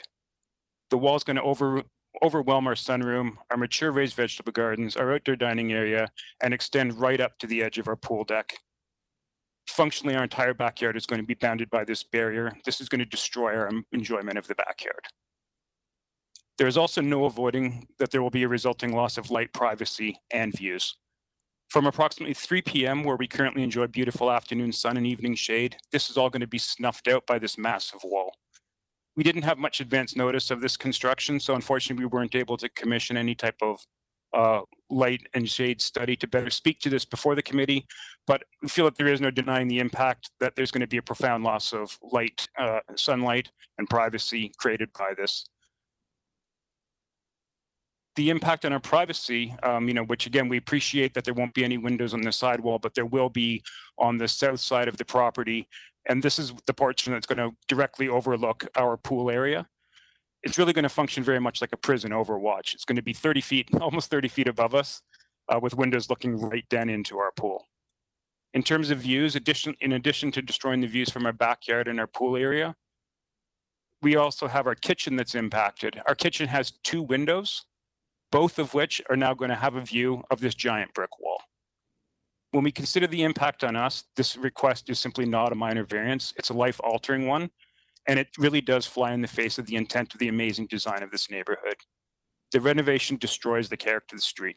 A simple overhead view illustrates that all 13 of the homes on the south side of Catalina, west of Bethune, are either single-story or 1.5-story backsplit homes. The narrow lots, 46 feet, I believe, are all deliberately angled to maximize the number of units on the property without compromising the open and airy feel for which Guildwood is known. The houses are strategically placed in the lots, as you can see here, to minimize visual encroachment. So where one house ends, the next one begins. But again, there's some very deliberate placing. When you're in your backyard, you just really don't even know that your neighbor is there. If the footprint is allowed to be extended a massive 12.3 feet into the backyard, all of these qualities are going to be lost in our property forever. We have other concerns. Some of these are more technical in nature. The protection of some of the mature trees, one being a very mature variegated maple that you can see in the picture here. It's perilously close to the proposed new construction. We want to make sure that this tree is protected. We also have some concerns, just given the age of the home, about some issues around drainage into our finished basement. And how this renovation is even going to be carried out, given that there's less than a meter between the homes without requiring access to our property. We haven't seen any type of proposal regarding all these matters. I'm not going to dwell on them than to say that these are also concerns that will, kind of weigh on us as, if this construction is allowed to proceed. Even if it's done without the variance, these are issues that are going to have to be, taken into consideration. I do just want to end, my points, raising the question of necessity here. Is there an actual need for the scope of this structure for a family of 4, or is it just a simple whimsy to have the largest house possible, or is there maybe perhaps some profit motive? A huge house in a premium lot within 20 minutes of the downtown core would represent a financial win for the owner should they choose to sell post-renovation. If it's a need-based renovation, which I truly do believe it is, a more modest structure that doesn't expand the footprint would still more than double the living space available, as would a split level style of extension. Both of these would have the advantage that they wouldn't have the same impact on our backyard, our enjoyment of our property, and the latter, the split level, would be consistent with the existing design of the neighborhood. Again, in neither of those cases would there be less impact. They would still have a very significantly increased size home, with going over just the existing structure, more than doubling the existing living space. Okay. To conclude, we would be very disappointed to learn that our neighbors are the type of people that cannot look beyond themselves and the impact of their actions that are going to have it on us. Absent a change of heart from them, we have to ask the committee to deny this variance. Okay. Thank you. Thank you very much, Ian, for your time. We have a question from the member. Member M, you have a question? Hi there, Ian. Thank you for the very fulsome commentary. We also have received your letter and reviewed that and taken it into consideration. I just want to clarify, you know, a huge majority of your commentary provided both verbally today as well as in your letter relate to the building height and having it be a second story. I want to make very, very clear to you today that as of right, your neighbor is allowed to build a second story addition. The only variance that we have before us today and the only variance that we are able to control as a committee is the one towards the overall building length, which you did have some input to. I do want to say I am looking at the aerial photograph as provided in your letter currently on the screen now, and the way the buildings are staggered, you already have a wall facing your rear yard. This is definitely an extension of said wall, but there is already an existing condition of a wall there. Yes, it is going to be higher because they are putting a second story addition, but unfortunately that is not within our realm today because there is no variances required for the height as well as, you know, the front or rear yard setback. They meet both requirements for rear yard, front yard setback as well as height. So really before us today, we can only examine the overall building length. I agree with those statements completely, that this will be extending an additional 12 feet. We appreciate that. And I think that does go back exactly to what I just said, which is that they can achieve a sizable increase in their living space, staying above the existing structure. We fully appreciate that there's going to be some addition, you know, some visual encroachment as a result of that. It's unfortunate for us, you know, that's one thing. And again, we're not trying to prevent construction. We're just trying to minimize the impact. The additional 12 plus feet into the backyard is what we are we are asking you to deny. There are other ways that they can achieve these goals and increase their footprint without having, you know, this extra kind of space grab that creates, an admittedly massive house. I understand the appeal to them, but please also understand the impact that extra 12 feet has on us. I forgot to mention also that in the plans, it does show that maple tree that you were concerned with is to be retained, and they will have to provide a tree protection zone to ensure that it's not impacted as a result of the construction. Yeah, understood. Yeah, fully understood on that. Like I say, just a technical issue. Just want to make sure that we understand how that's going to happen. Yep. And then in terms of the drainage as well as the construction, I do also want to say that the engineering department from the City of Toronto has reviewed this application, and they have not provided any comments or concerns or conditions with regards to drainage or construction. It will go through a building permit process where they will ensure that there is no construction impacts to additional adjacent properties. Understood. Again, concerns that we have that are more technical in nature, and for sure as they proceed with their expansion plan or their addition plans, that these will be explained to us, and I'm sure that they can address all those fully. So. Okay, thank you, Ian, for your presentation and your understanding. Any further questions for Ian at this time? I see none. Ian, stay with us. We will now go back to Han, the owner, the agent, and ask him to respond to the concerns that you've raised. Thank you. Han, over to you. Thank you, Mr. Chair. In regards to the number one, regarding the large maple tree, which is to be retained, I just wanted to bring the fact this tree is well over the protected tree zone. So currently it sits about 10.7 meters away from the proposed construction, whereas the forestry bylaw requires us to retain a 6-meter protection fencing for the tree. So this will be done during construction. To ensure that the tree is protected during the entire construction process. So like you mentioned, the engineering also as to the water runoffs and everything like this. The current proposed addition is going to be, like I said, sitting above the existing footprint. So in terms of the water runoff, any drainage situation will be what it is existing present, as the hard surface is what it is. The proposed rear yard addition, which comes into play with the variance requested, will be built over the existing deck. So this proposed addition right now towards the rear covers the exact footprint of the existing deck. This can be shown on the first page of my slide.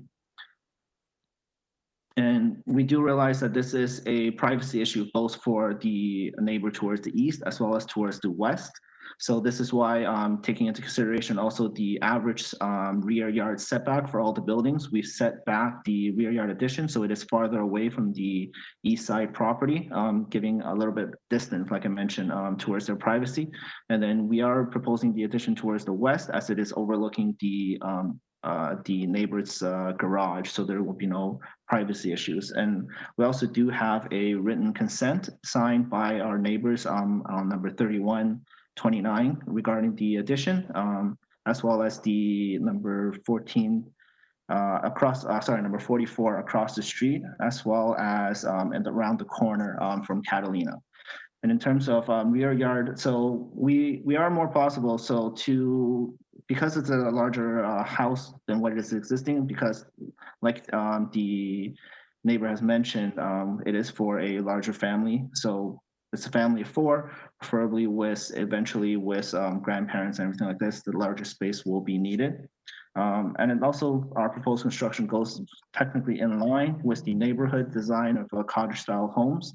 So we are trying to do everything that we can to bring in the characteristics of the neighborhood into the design of the proposed construction, as well as it is in line with the bungalow split house, as well as there are a few 2-story houses along Catalina Drive as well towards the west side. Okay, thank you. Member M. Thank you. Member M has a question. Hi, Han. I do have a question just for clarification. So in your site plan, the second story rear addition is set back from your neighbor Ian, right? Can you tell me the distance between the lot line and the wall for that addition on the second story? I just want to understand what the setback is. Do you have that available to you on your computer? Yes, so yes, I did send a PDF over. I'm not sure if it was received previously to Brian. Down there, I did label it. It's labeled let me just double check. It's 5.8 meters from the existing east side wall right now, setback. So this is 19 feet. So wait, not the existing. I'm talking about the proposed. So where you have the second story. Okay.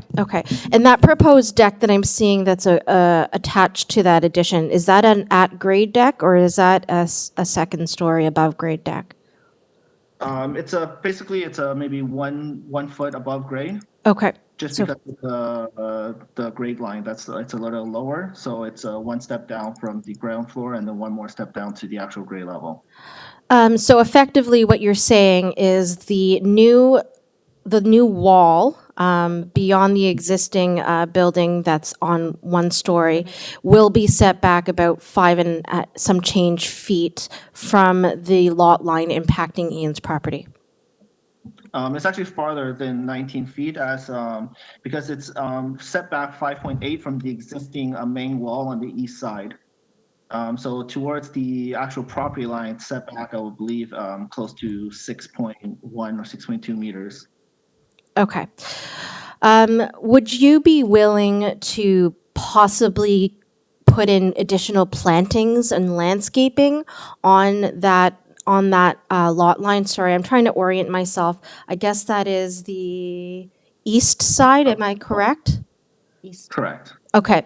Would you be willing to put additional plantings along that property line to mitigate some of the privacy as well as impact towards looking at a brick wall.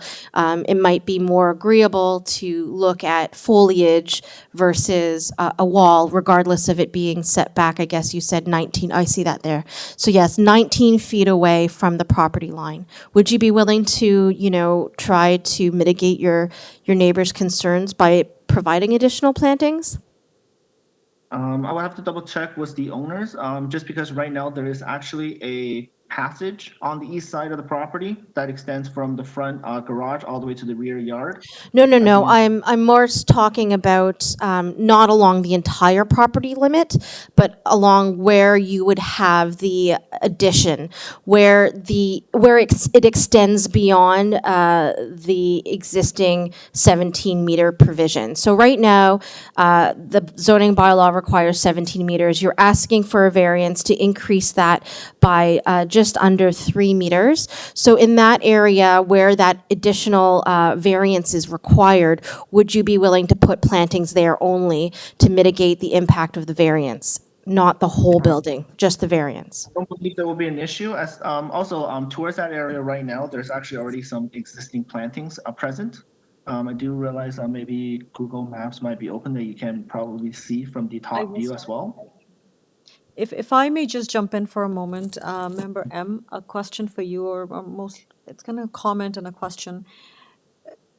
You're recommending plantings to be planted. How do you see that being, like, in terms of process? Where is it going? Who's going to review? Who's going to enforce? Like, how do you make it as a condition?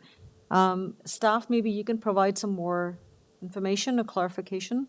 If such a condition were to be considered, how is that going to Through the chair, since community planning has already reviewed the application, they don't have any conditions. If the committee decides to impose a condition, it would need to be it would need to be clear and not to the satisfaction of any division. Could it not be to this plantings to possibly? Can't I just say that it's in that particular area to that 2 point whatever meters? Isn't that very specific? I think what the committee would have to do is specify exactly what plantings, how high, how many, and the location. Because if you leave it to a landscape plan being prepared, someone No will one's going to have- review it, I yeah, understand. You understand the process. So I think if you're really looking for, as Mr. Deputy Secretary mentioned, if you're really looking for something, then you have to be specific. You have to advise on the species and the type and numbers, and but how else do we enforce it? I'm sorry, if I may speak. Just give us a moment, please. No, go ahead, Hen. You want to hear Yeah, him out? I just want to hear what he has to say. Sure. So I just wanted to mention towards the location where the Madam M. Abacus is proposing for us to do the planting, there is actually large existing trees already present at that location. Brian, could I possibly have the aerial back, please? Google's fine.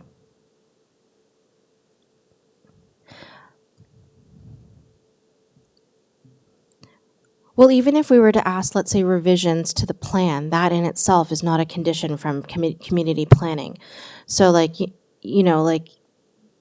it's, I'm trying to find middle ground here to at least try to address some of the concerns from the adjacent neighbor. Sure, please go ahead. Through the chair, one option does exist, is that the committee could request deferral to allow the applicant to provide a plan to address some of the committee's concerns. It could be deferred. So all of those trees on that easterly side are to remain? Correct. Are they on your property or are they on the neighbor's property? They're on the neighborhood's property. They're on the neighbor's property, not on your property. Correct. Okay. So there are some substantial plantings there currently. Okay, I'm less concerned with the plantings now that I see the mature foliage there in Okay. place. So it's a moot point then? Moot point. Okay. All right. Well, thank you very much, Member M. Other members' comments. Member Gary. Yes, Han, are you willing to pull back the length of that rear addition? To me, it seems a significant variance in a residential setting. You're about 3.73 meters, so you are 11 or 12 feet further in depth than the zoning bylaw allows. So I'm asking if you're willing to pull it back. So we are actually proposing, because the building length we're asking for is mainly due to the garage projection at the front, which actually projects beyond the main house by 6 meters. So this is the existing characteristics of this street, as well as our adjacent neighbors about 2 doors down was completing a similar type of construction, which is actually well beyond what we have asked for, which is similar to about almost 22.3 meters. So about 1.5 meters beyond what we're currently asking for as well. If it's possible, based on the design that was completed, we would prefer to keep it. I would have to review with the owners themselves if, or, in terms of shrinking, how much of a difference we'll be looking at. The point here is that they're using the existing footprint and they're just adding on top of it. So if we were to, or should the committee require or request to modify, they would have to shave off pieces. So there's a garage there, and then there's a deck that's already there. So either you shave off some deck. So what's the length on the west side, if that would be the case? What's the length of the building? Would be 14 meters. So it's also shown in the PDF I sent previously on the first page. Okay. So the west side, the building length is 14 meters? 14 meters, correct. Okay. 14.5 to be more exact. And the 18 is inclusive of the garage on the Correct. on the east The side. 20. Through the chair, we've just put up a visual just of the surrounding context in terms of the building outlines along Catalina, so you can see, I guess, the larger context. Okay, well, that's helpful.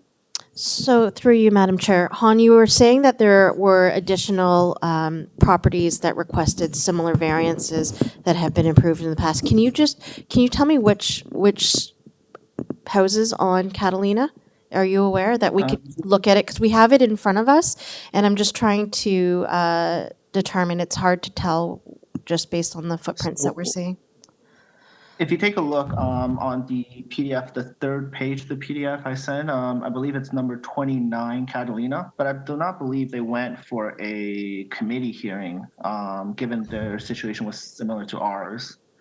Maybe it was an oversight during zoning review nonetheless.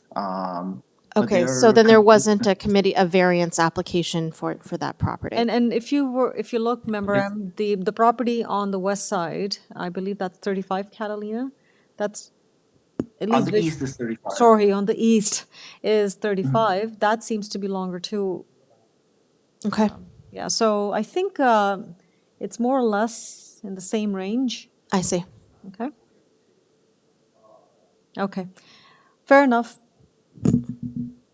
Okay, thank you very much, Han and Ian.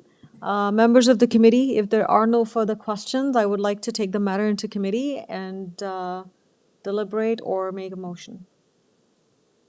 Are we prepared to take the matter into committee now? We can take it into committee. Okay. All right. So thank you, Ian, and thank you, Han. We have taken the matter into committee now. The committee will deliberate and make a decision. If I can just make a comment, I usually don't get a chance to. In my opinion, that's my opinion, I think this is minor in nature. This is a reasonable extension. It's utilizing the existing footprint. There's no additional impact to the surroundings or to the context. 2 stories, as Member M pointed out, is as of right permitted under the zoning bylaw. In my opinion, and the way it's staggered and the way the built form is articulated, the impact of that 18-meter may be less impactful as it appears on the drawing. So the way it's broken up at the back. So in my opinion, I just want to make a comment, it's minor in nature. Member M. I concur with you, Madam Chair. I believe that because they are still maintaining the rear yard setbacks, and that it is pulled back a whole 19 feet from the lot line of the impacted dwelling, I think that that in itself is a huge mitigation factor into the privacy concerns. Once again, I do appreciate, change is hard, and that, it is a significant change from what is there today, but the variance before us is just the length, and in my opinion, based on how the building was designed and articulated, as you had suggested, that it really does minimize the impact of that variance. Okay, thank you, Member M. Member Muhammad, you had a comment? Thank you, Madam Chair. I have just a comment, and I will refer back to Member Getty question to the owner while asking, because the main thing, the variance before the committee is the length of the building, which is having impacts on the neighbor, and we heard to the neighbor. And I would still say if the owner is willing to reduce the length, and you rightly said, because there is a footprint available, they are building on that again. But we are trying to find some middle path if the length could still be reduced so that the impact could be less. I think we did mention that. Member M raised that with the agent, and there was a preference that they would like to proceed with the way their plans are presented to us today. So I think that ship has sailed in terms of the request or further investigation into that particular matter. I agree. I hear your comment, but unfortunately, we heard the applicant wants to proceed. Member Macaulay. Yes, thank you, Madam Chair. On this, it's kind of in a unique situation where the houses are staggered on the street, and whether this gets a second story or not, the existing house compared to its neighbor already is overlooking that neighbor. Where he is proposing to put the addition that we're dealing with in terms of the length is really on the I've lost my directions too, but on the property furthest away from the neighbors who is concerned. However, when you look at it, what he is proposing is to get the additional length partially because he's got a garage in the front and putting a length on the back furthest away from the neighbor. I am proposing that we consider still that, again, we've got some certainty for the neighbor to the north, who is concerned, that the site plan that we see in front of us be tied to the approval. That way, even though it is 20 meters in length, it's not going to be 20 meters in length on the same side as the neighbor who has some concerns. It's further away from him. I think that's a great suggestion, and I think it does. It's definitely reasonable to ask for that, so that the request for length pertains to that particular part only. That's tied to that's shown on the site plan. I think that's a great suggestion. On that note, if there are no further comments, can I please have a motion? Madam Chair, I will recommend approval of this application, subject to, I believe there probably are forestry comments, but also subject to the building in conformity with the site plan shown as A3 zeros in front of us today. If I can add, if you want to reword some of that, that may be better. No. I think I just wanted to sort of ask you if you want to consider tying it to all the plans because the elevations as well are important in this case because the way it's articulated.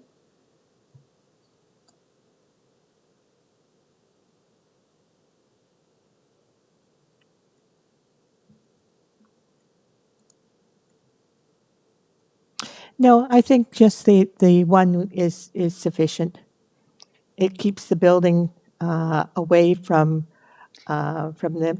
I just want to confirm with staff if this does not create any conflict. I think if the applicant, if the intent of the committee is to ensure the development is as proposed, it's best to all the plans kind of go together. So it would be best to tie it to all plans, and you don't need to refer to all the different plans. We can make sure that we meet the intent of in the decision, we will reflect the plan numbers. Okay, I will take that under advisement and amend my proposal to recommend approval of this application subject to compliance with the site plan and the other building plans that are in front of the committee today. And urban forestry. There are no urban forestry. Isn't there not? I see one for, I'm on Lehan. Okay. No urban forestry. Okay. Okay, so the motion on the floor is to approve the subject application, subject to tying this with the site plan and all necessary drawings that are before the committee today to maintain the intent of the decision. I'll second that motion, Madam Chair. We have a seconder to this motion. All in favor of this motion?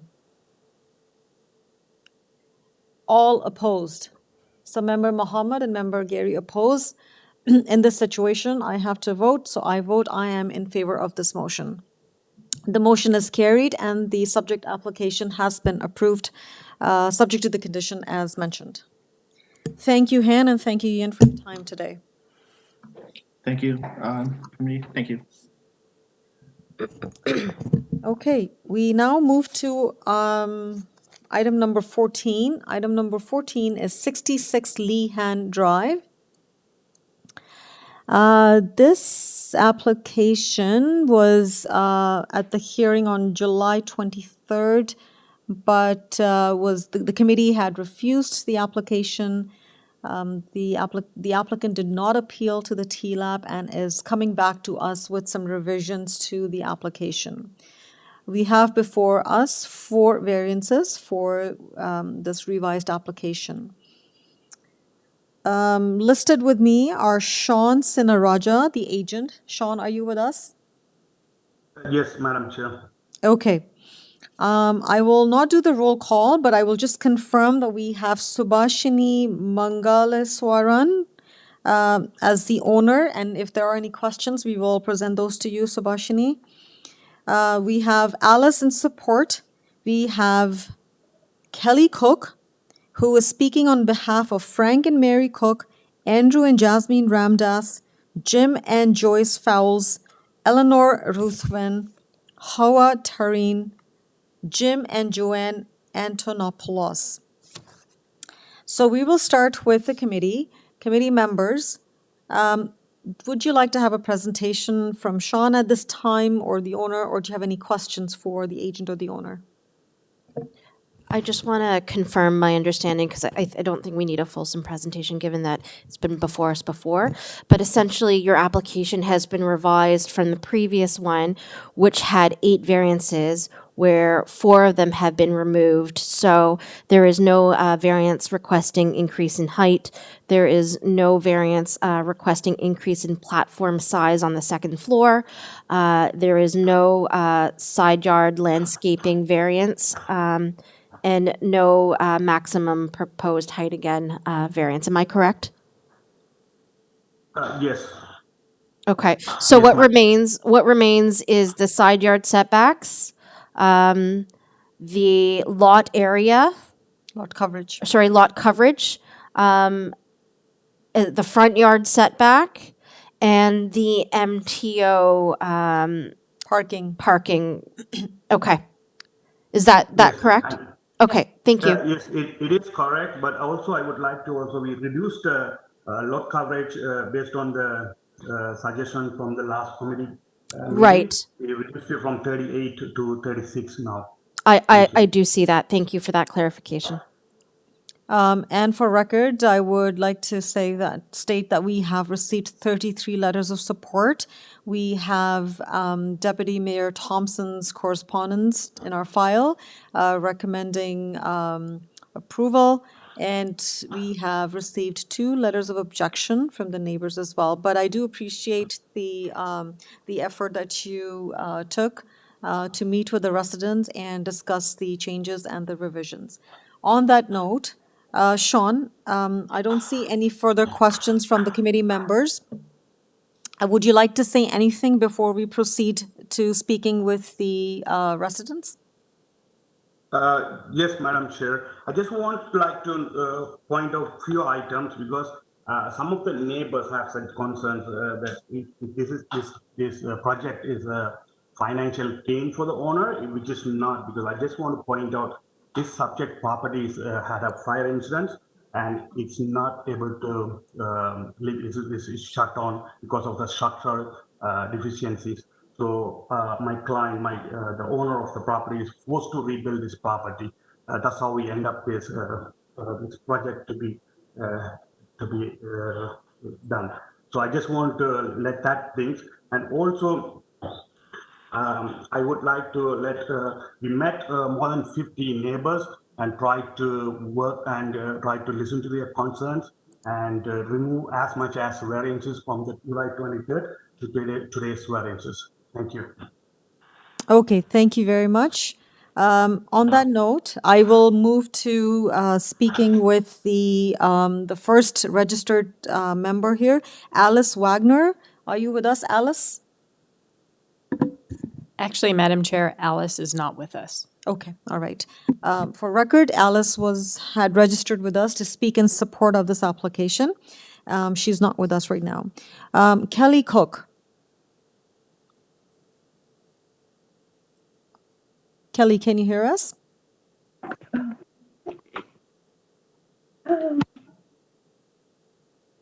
Hello? Oh my God. God damn it. That's okay. Take your time. Yes, I am here. And I'm sorry, I was losing power on my machine. That's okay. Can you hear me now? I can hear you very well. Are you all settled now? Are you settled now? Yes, I'm settled now. Thank you. No problem. First of all, thank you very much for the opportunity, Madam Chair, to come back to the committee. We were part of the meeting in July and expressed our concerns at the time with the variances that were proposed. And we are certainly pleased to see that some of those variances were addressed. I would like to just make a comment at the beginning. And I know this is not for this committee to discuss, but I think because the person speaking on behalf of the landowner made the comment, the house was purchased, but the resident or the property owner that has been asking for support from the neighbors, as far as we are aware, never resided in that home. The fire was a year and a half ago, actually a year and a half ago, March. And the property has been quite run down since. So I would not have made that comment except for the other spokesman did raise that issue. And I think it's just important to make that noted. The biggest concern that I am speaking on behalf of the folks here is continues to be the size of the house on a prominent corner. Now, we totally recognize that when an aerial view of the property, this is an irregular shaped lot on a very prominent corner. The square footage, or sorry, the lot coverage of the existing building is 37%.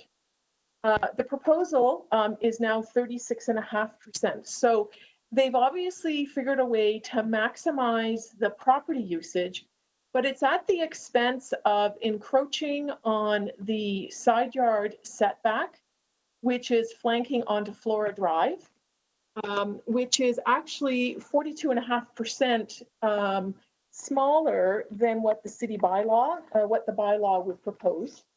And then that causes an issue with respect to clearance coming around the corner from Flora, heading west on Flora to go north onto Lehan. With the placement of the driveway moving from Flora Drive onto Lehan, when you look at the aerial view of the property, that is not a 90-degree angle. It's a very sharp corner. And when you come around the corner, you will be immediately onto that driveway.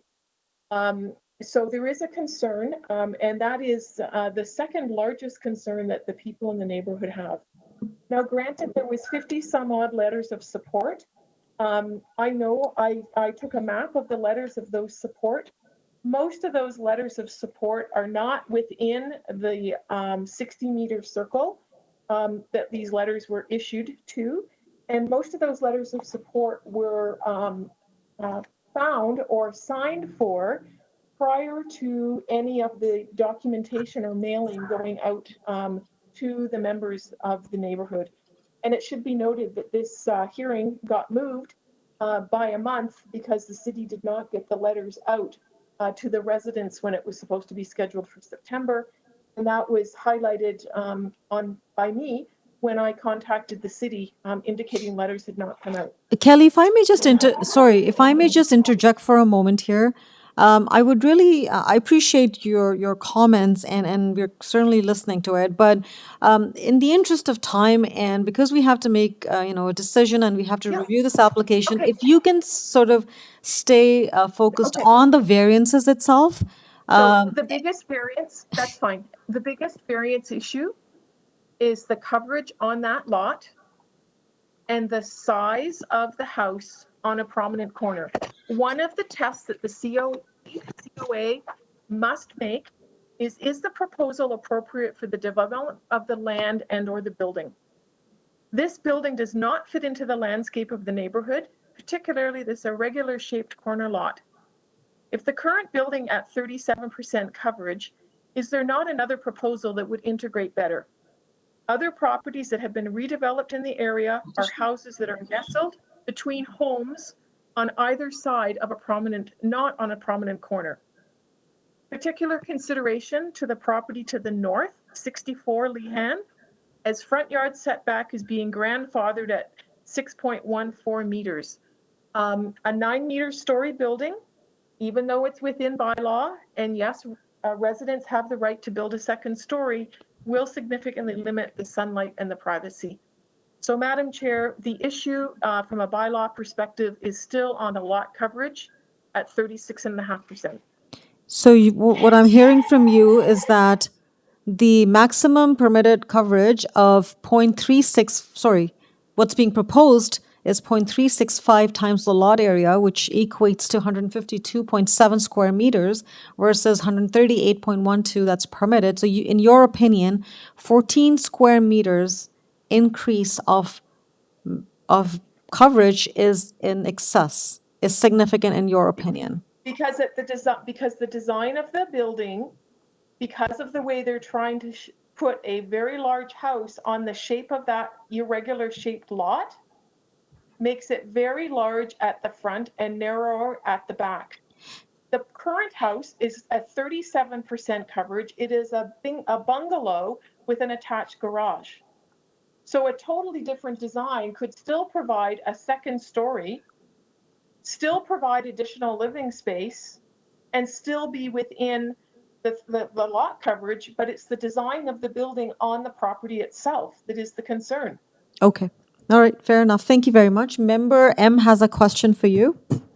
It's more so a comment, Ms. Cook. So, I hear you that you don't like the layout or the footprint of the building and that the main reason is from the transportation aspect. I want to clarify that this application was submitted to Transportation Services for the City of Toronto, was reviewed, and they would look at sight lines and daylighting triangles to ensure that there is no sightline impacts while you're traveling along Flora Drive drive towards Lehan, and even the placement of the driveway. If the driveway was placed in a manner where they felt that it did not meet city engineering standards, there would be a report and there would be conditions or requests to change the layout.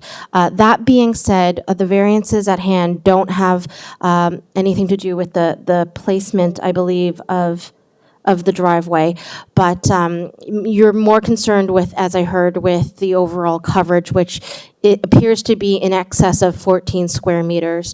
So even if they were to change the footprint to, you know, to more of your liking, it's not really mitigating any transportation concerns because there's no transportation concerns before us today from a professional standpoint, in my opinion.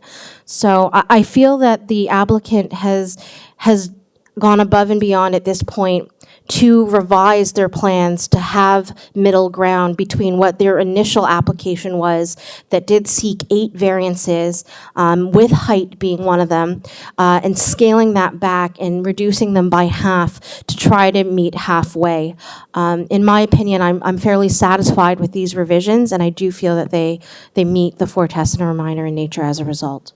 Okay, thank you, Member M. Ms. Cook, do you want to say anything? No, I think, Okay. I mean, this is part of our judicial system to have an opportunity to express our concerns. And as I stated, fine on the traffic. I just think that there would be, you know, better ways at designing a building on a prominent corner versus, you know, what is proposed. Okay, thank you very much. You're absolutely correct. You're well within your rights, and you are welcome to speak and express your concerns like you did today. Absolutely no problem with that. We here at the committee look at all the evidence that's presented to us. We listen to the voices and the concerns expressed, and then we try to make balanced decisions. So thank you for your time today, Ms. Cook, for speaking with us. I understand that you were speaking on behalf of all the neighbors that I had listed previously, correct? That is correct. Okay, thank you very much, Kelly. All right, the next on the list who has registered to speak with us is Terry Alvarez. Just a reminder to all the listeners and speakers to please mute all your other devices and mute the YouTube streaming. Can you mute? Okay, just a reminder to all the speakers, please mute all your other devices other than the one that you're speaking into, and please mute the YouTube streaming at your end. It's causing a lot of feedback and noise in the background. Terry? Terry, are you with us?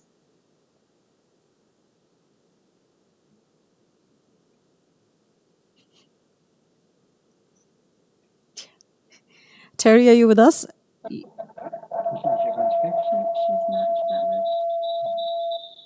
I'm getting a lot of feedback from you. You need to only unmute the microphone or the device that you're speaking into.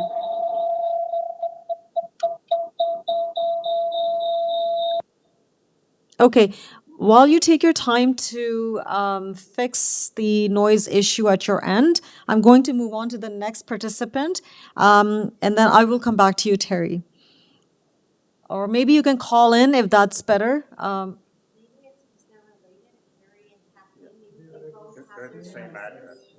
I'll check. Kathleen? Hello? Hello, can you hear us? Hi. Yes. Could you hear me? Yes, I can hear you very well. Thank you. Kathleen, are you with Terry right now? No, I'm Kathleen. Terry is my mother. Okay, all right. So we were trying to connect with Terry. We did connect, but we were getting a lot of feedback and noise. So we suggested we'll move on to speak with you and get back to her. So we were just wondering if she was with you. She's not with me at the moment. Okay, all right. Okay, no problem. Okay, so Kathleen, over to you. You have 5 minutes, and please tell us what your concerns are. Thank you, Madam Chair. At the moment, parking is the main concern of the area, as tenanted properties are parking on the street. There are also concerns about the height of the property, as it will create a blind spot on Flora Drive. There's also privacy concerns, as I've spoken to the neighbors of 2 Balaklava Drive who expressed concerns about their loss of privacy should these variances be approved. Also, we request the adherence to the minimum side yard setback of 3.6 meters. We ask that the committee that this property be used as a single family residence because we're having issues with the properties in the area becoming rental properties with illegal basement apartments. If and when the committee approves the property be used by, it should be used by the owner for a minimum period of 3 years. Also, we understand that the applicant has other investment properties in the area of 66 Lehan is another investment property. I'm and I sorry, ask that the Kathleen. I'm sorry, Kathleen. I'll have to interject here. If you can stay focused on the variances, we're not here to listen to who this person is or what they do in the area. We're more concerned with this application that's before us. So I would really request you to stay focused on the variances that are before us. Okay, that's all I have. Just in closing, that we request that this property would be built and renovated as a single family home to maintain the integrity of the neighborhood. Okay, so just so you know, Kathleen, the two-story building or two-story development is permitted as of right, just like you would have that on your property. The zoning permits a two-story. What's before us today, there are no variances that are being requested for the height of the building. So it complies with the zoning bylaw regulations with respect to height requirement. We did hear your concern with the side yard setback abutting the street and your concerns with privacy as it relates to that side yard setback. We heard your concerns about the parking and some traffic concerns that you had. So I just want to make sure that we're capturing your concerns correctly and we're sort of not digressing from the focus of this application. Member M has a comment or a question. Yes, so I echo what Madam Chair has said. There is no height variances. They have been removed. And with regards to the parking, the only variance relating to parking is its location. So there is no variance requesting a reduction in parking. So it will not affect the actual parking that spills off onto the streets, as there is no variance before us for parking. I also wanted to state that it's not within this committee's jurisdiction to commenting on whether a house can have a rental apartment or not. It's also not within our jurisdiction to stipulate that it has to be used for a single family home. That is what it's zoned. That is what we understand it to be. There is the ability to apply for legal apartments and rental apartments, but that is not part of this committee's jurisdiction. And unfortunately, we only can deal with the variances that are at hand, which are the side yard setback, and we heard your privacy concerns with that, the overall lot coverage, as well as the front yard setback and the location of the parking. And with that being said, I had already previously stated that this application has been modified greatly and in my opinion is now acceptable. Okay, thank you, Member M. Any more questions for Kathleen? I see none. Kathleen, do you have any closing remark or you're good? I'm good. Thank you, Madam Chair. Thank you, Kathleen. We can now try Terry again. One more time.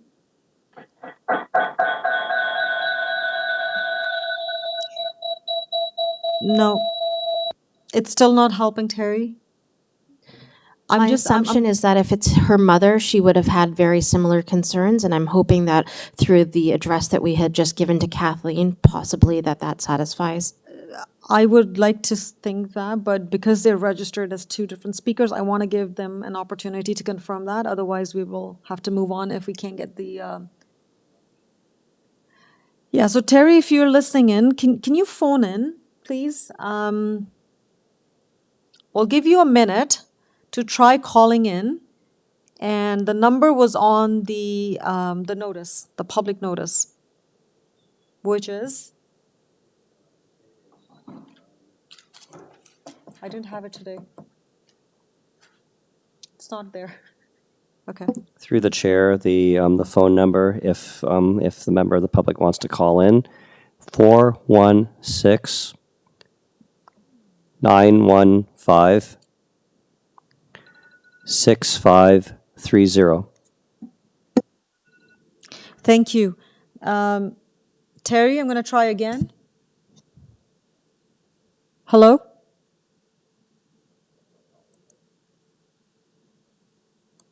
You can call in. We'll give you a minute.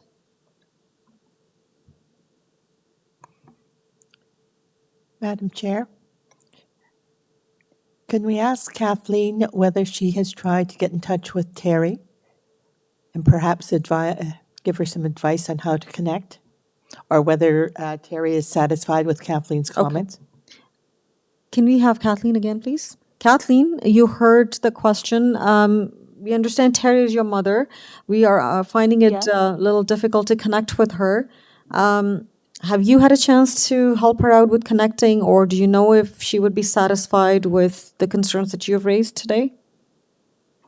Unfortunately, I haven't had a chance to contact with her as I was focusing on getting my own connection, Mm-hmm. as it has been a bit spotty. Mm-hmm. Okay. So you can't speak on behalf of her? Unfortunately, I cannot. Okay, all right, fair enough. As you hear us, we are giving a chance to your mom to call in or connect again. We're going to try again. If it fails, then unfortunately we'll have to proceed. Through the chair, Kayla, has Ms. Alvarez tried to call in? She has not, but I have unmuted her, and there is no background noise currently, so if we could give her another opportunity. Sure. Terry, can you hear us?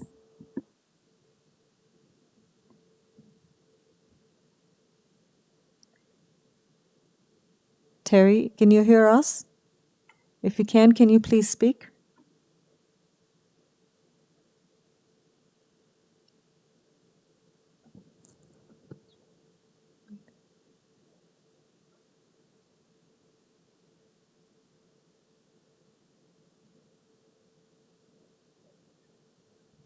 Madam Chair, while we're waiting, I have a question of staff. Terry and Kathleen are from 89 Flora. I don't know where that is in relation to the subject property. The subject property is 66. I thought This is Terry was at number 64, which is the next property adjacent, but she says 89 Flora. Can staff show us where 89 Flora is? Okay. Okay, I'll let you do that. We'll figure it out. So, okay.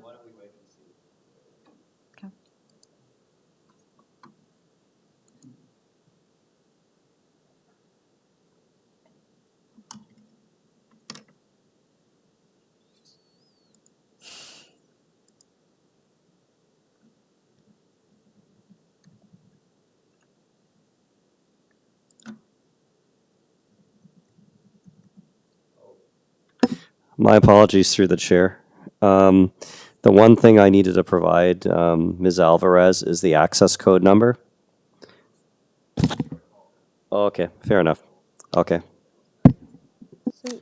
So usually you have it on at the top, right? Okay, that's fine.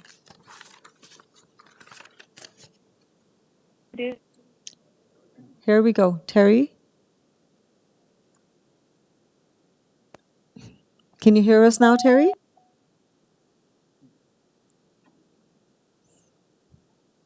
Hello?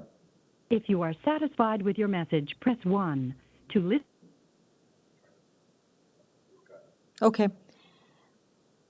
So it appears, do you want to give the access code just so that complete information is given? Just one last time?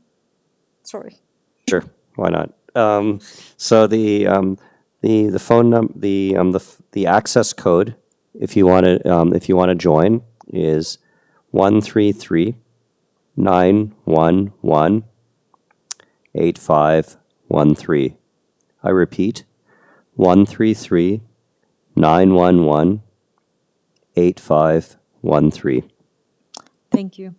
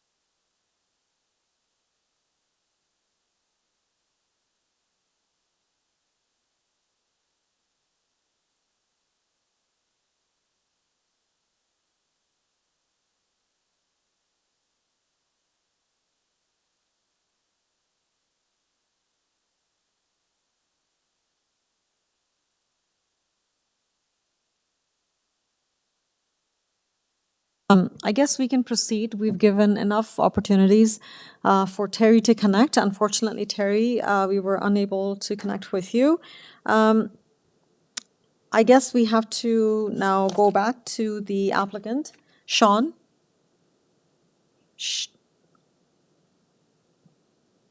Okay, can you hear us, Sean? Yes, Madam Chair. Okay, so you heard the concerns from the residents. Could you please provide a response to the concerns that were raised?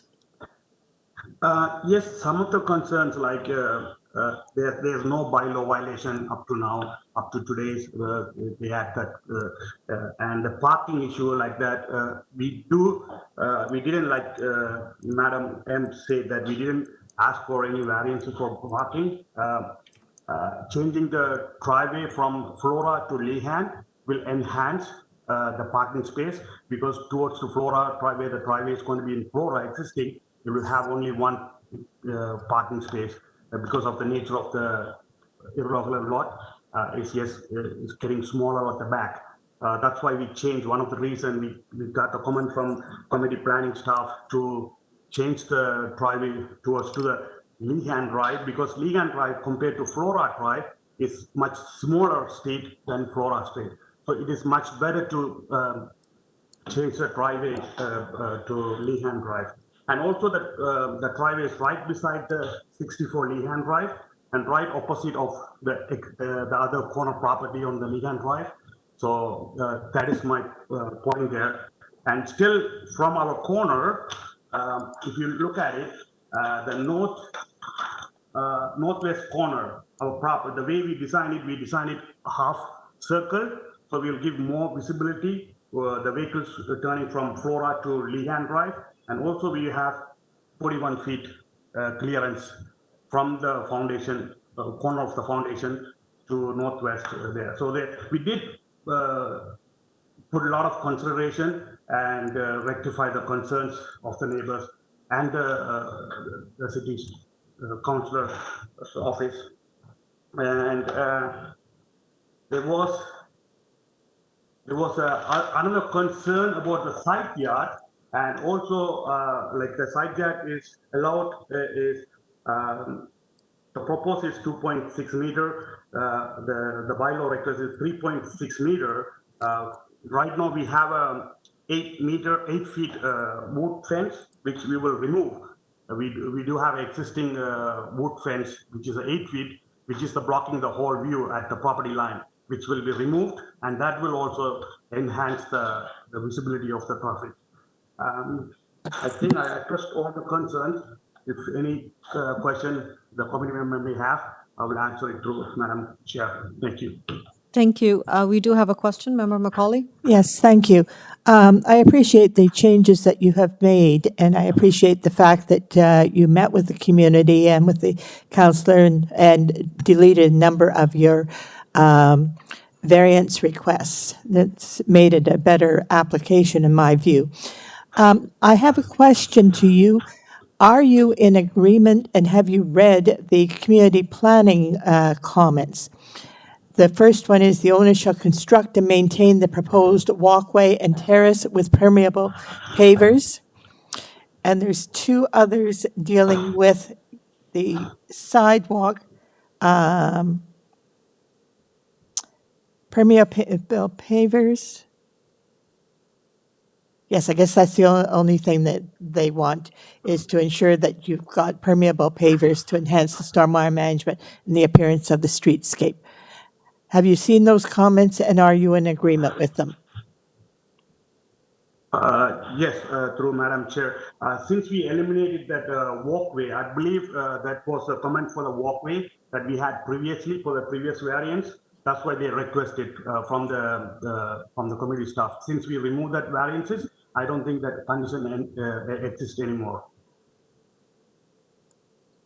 There are no, I don't see any conditions or recommendations today. It's way at the very bottom. For item 14? I don't see any. Report for action, page 359. No, it may be correct though. That Through the chair, there are no conditions for community planning. So this is item 14. Item 14 starts at page 339. There's only, for item 14, there are only urban forestry comments, transportation comments, transportation indicated, no objections. Yep. I don't see any condition. All right. I see the page that you look at, referencing July 14th. It may be, That's the previous documentation. Yes. Yes. Yes. So which no longer applies because I believe it was tied to the variance that was before the committee at that time. That has been withdrawn now. So it doesn't form part of the new application. Through the chair, it was the applicant who submitted that report with their submission. Correct. But it's community planning did not provide comments on this new application. That was on the old application. Okay. And community planning no longer requires permeable pavers. That's correct. It's I agree. It is confusing. I'm not sure why the applicant provided that. So the applicant's submission included the package from July hearing. That's Okay. why you see all that. But based on the new application, we have not received any comments or conditions from any agency, from planning or engineering. Okay? All right. I have a question for the applicant then. The applicant has made a number of changes to the proposal. I would like to tie the approval of that to the plans that we have in front of us now. Are you in agreement? And what is that, the purpose of tying it to that? So you've got your building setbacks, you've got your land, your access driveways, you've got your the landscape, the walkway to the flankage yard being Flora Drive. Okay. Okay. And again, I'm only looking at the site plan. Okay. Although I can be corrected if committee feels that all the drawings should be referenced. No, if the intention is to tie the location of the walkway and the driveway, then that's taken care of through the site plan only. We don't need to tie any elevations or other drawings to this. So, committee members, at this point, I would like to ask if there are no further questions, maybe take the matter into committee. Well, there have been revisions made from the first submission. The deputy mayor councillor Thompson, he's been a long time councillor in this ward, and he's mentioned that there's been consultation, and he says he supports the variances. So I think these are appropriate in this area. That's my feeling.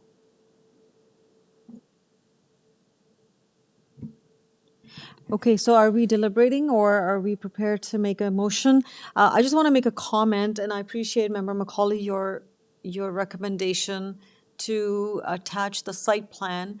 But I'm thinking, how does that relate to the variances that are before us? Like, none of those elements that you would like to tie down would be part of the variances that are requested. There's two variances. One is the flankage yard setback and how the flankage yard is dealt with. And Which is a setback, which could be set for any and this is, again, I'm talking aloud here.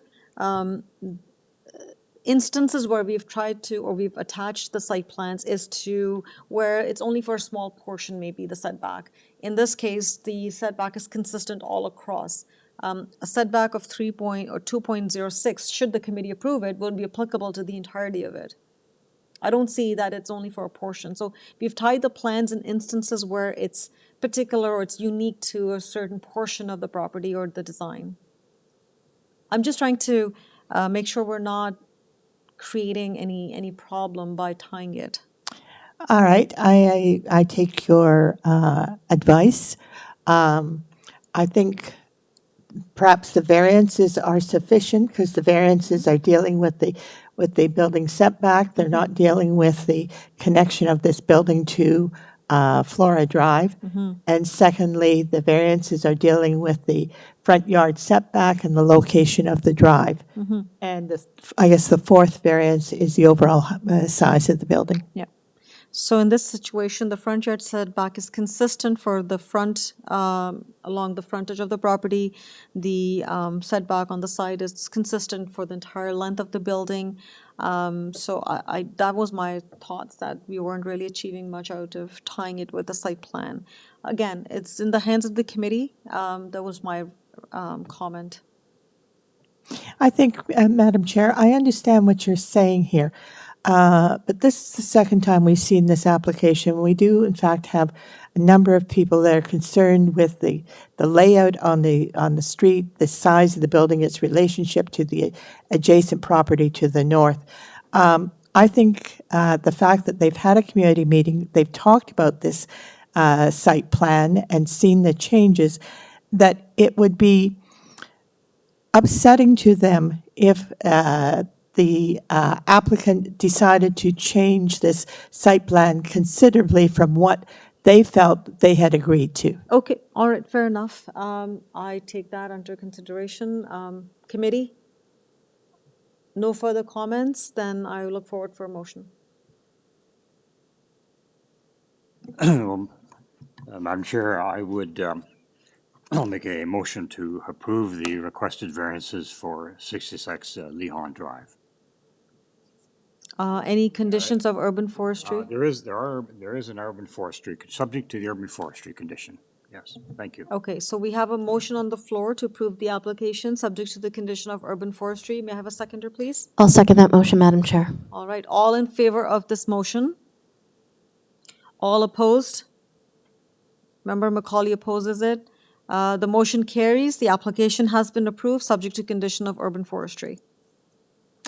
Thank you, everyone, for participating today on this item. Appreciate your time and feedback. We now move to item number 15. Item number 15 is for 1744 Elsmere to 1758 Elsmere Road.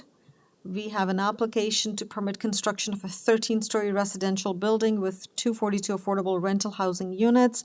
And we have before us two variances for performance standards. We have with us Janice Robinson of Goldberg Group. She's the agent. Janice, are you with us? Yes, I am. Good afternoon, Madam Chairman and members of committee. Good afternoon. Thank you for your participation. Just bear with me. I'll just quickly do check if all the other members are here. We have, in terms of other listed speakers, Norman Poon, Andrea Croher. Madam Chair, we have Derek Croher. Okay, all right. Colleen Dugas. Colleen Dugas is not present. Thank you. And that's about it. So before we proceed, members of the committee, this matter was held this morning because we had listed members in opposition.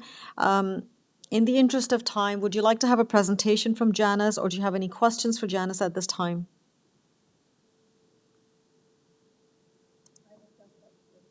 Okay, thank you. Just confirming, Janice, there's a staff report from community planning. Was there any condition there? Yes, there was both conditions of community planning and engineering, asking for written confirmation for affordable housing units, as well as a revised site plan application and site servicing. Thank you very much. So just for record, we have correspondence from Deputy Mayor Below's office. Then we have correspondence from Deputy Mayor Thompson. Then we have letters of opposition for record. Councillor Ainsley and Councillor Ainsley as well. And then we have letter of support from the Housing Secretariat as well. Janice, over to you. In the interest of time, would you like to do a presentation, or would you have anything to say? The committee doesn't have any questions for you at this time. Well, I'll respond to questions as they come up. I had prepared a presentation, but I just want to note that my planning rationale that was submitted with the application did include the background of this property, which some of the neighbors to the south of Elsmere may not be aware of, that the property was already approved by City Council for 150 units under the open door affordable rental housing program that would have been deployed in a 13-story building. So that's the background on this property. Then what happened after that was that originally the western portion of the property was going to be commercial uses, and now all of the property became available for residential uses. The 13-story building became expanded to 242 units, and they will be then applying under the affordable rental program for the expansion as per the conditions. So the owner has reviewed the conditions in the staff reports and is in agreement with those conditions.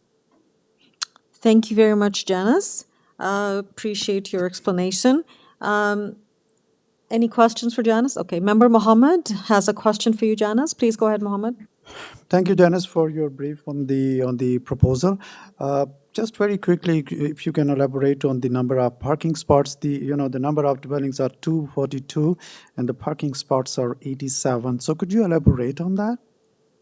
Yes, how the 87 parking spaces was arrived at was applying the parking standard that was previously approved in 2010 under application A10110SC. And in that application, a parking ratio of 0.36 was applied to 150 units to come up with 54 parking spaces. So in this case, that 0.36 parking ratio was applied to the 242 units, and that results in a parking provision of 87 parking spaces. I also want to note, well, there was a parking justification report submitted with this application, and one of the things that it notes is that if this property was in another part of the city and not within the Scarborough district where the performance standards of the 24-year-old site-specific bylaw were in place, if it was subject to 569/2013, the citywide bylaw, the 87 parking spaces would comply with the parking standards under that bylaw. Are you satisfied, Mr. Mohammed? Yeah, thank you very much. The rate you were mentioning, like 0.36 spaces per dwelling. Yeah, 87, which is the rate 2010, right? Am I right, Janice? That's the 2020. Yes, that's the ratio. That's the ratio when you translate 54 spaces to 150, apply that ratio to 150 spaces. 150 units, you get 54 spaces. So that's the ratio that was used for this development and is requested in the variance today. Thank you, Mohammed. Janice, we have another question for you. Member M has a question. Actually, it's more in response to my colleague, Mohammed, Member Mohammed. I just wanted to state that this is an application for alternative housing, and in that instance, that the requirements of parking can't be applied as a generic parking requirement, because generally speaking, people that are users of affordable housing may not have access to personal vehicles the way that the regular city housing may have. And in addition to what Janice was stating, when I had read the parking rationale, they did talk about how there is a separate rate for parking for alternative housing such as this, and that rate is a 0.1 space per unit, which is much, much lower than the 0.3 that's being requested today, as well as been approved previously in 2010. So if you were to apply that special alternative housing rate, which this is an alternative housing unit, it's not a standard apartment, this is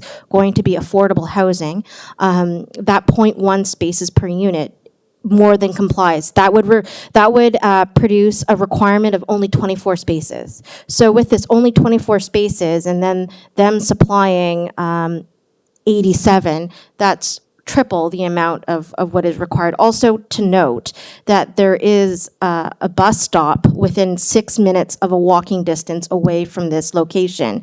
And once again, it being affordable housing, most likely the users of this facility are going to be transit users, not people with personal vehicles, or else they would most likely not be in an affordable housing unit, in my opinion.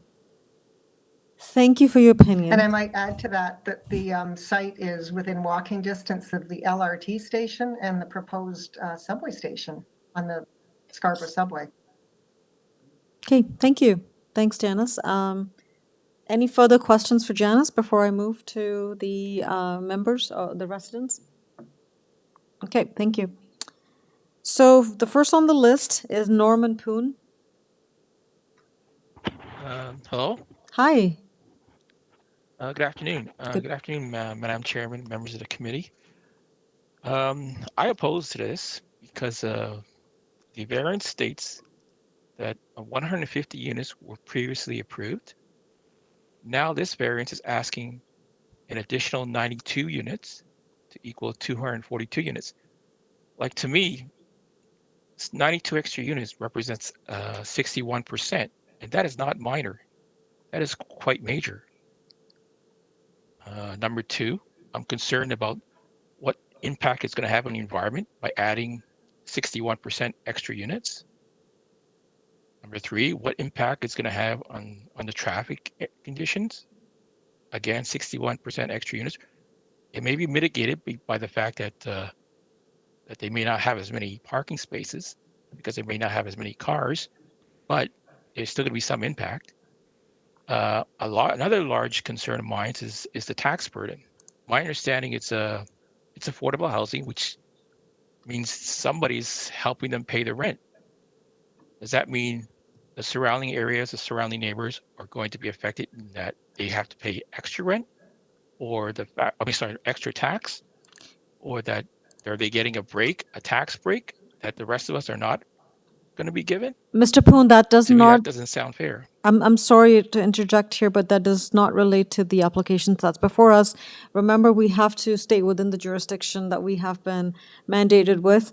We have to look at the application and the variances before us. When it comes to other matters outside of it, I would caution you that we do not, that's not under our purview. We will not be able to help you with that. Then my main concern is this variance request of 92 extra units is not minor. Okay. 61% is quite major. Thank you. Okay, thank you very much. I think this is appreciated. Go ahead, Member M. I just wanted to clarify, Norman, that the overall density of this application remains the same. So this space would be there regardless of the number of units that is changing. It is a conversion of the retail space that was proposed that is now being transitioned to residential. And the reason it's being transitioned, maybe the applicant can provide that that rationale. But in terms of traffic and how that would impact, generally speaking, commercial has a much higher traffic impact than residential uses. And we do see that there has been traffic studies submitted on behalf of the applicant, as well as from city staff who state their conditions and have outlined their position. And from my perspective, we have to trust the experts at hand. Thank you, Member M, for your comment. I would like to move on to the next member listed here with us, Andrea. No, Andrea was not there. It's Derek Crower, Madam Chair. Okay, thank you. We have Derek.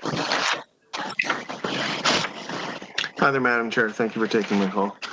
I just wanted to furthermore communicate, being a member in the community, I can actually speak firsthand to what the implications of this could be. Is that the community, first of all, there's not much communication given to the community about the events leading up to today, and that the fact that a lot of community members are a little bit upset that they're not being able to be involved because of this. and that they don't know why a lot of this communication wasn't sent out door to door. It seems like only a handful of residents got these notices and not the rest of the community. So in saying that, I'm kind of representing 20 members of the community right now, just speaking on terms of this. Our concerns to the variances are the number of units, just in regards to that in 1995, when the application was first sent in, it has almost doubled in size, which I don't understand how that doesn't become a minor variance. That, to me, that's a big thing. You're doubling the size initially. And then in returns to traffic studies, I don't understand how traffic studies were committed saying that it is okay for this to be verified when we've actually speaking to our counselor and we've actually had our speed limit signs reduced because people are leaving the Elsmere Street route and coming into the residential street route to avoid the traffic. And by having an extra building put there now, there's more people coming in and out of these locations, which increases more traffic, and people are trying to get around it by going through the residential and speeding through to get to Bellamy and going on the way down to Markham Rd. So that's been a concern. Now we've actually, as a community, had to have our signs reduced down to 30 kilometers an hour just to try and reduce the speeding in our area. And this will not make this situation any easier or better. And that brings safety concerns to us as residents here. And on top of that as well, it's also the privacy issue that there will be 11 community members that have their backyards basically facing onto this new development, and that impinges on their privacy of their backyards, which a lot of the residents have brought up to our attention. And those are the concerns that we have in regards to the variances. And just like, how is this, building going to be anything of more of a negative to our community than a positive? Thank you, Mr. Thank you.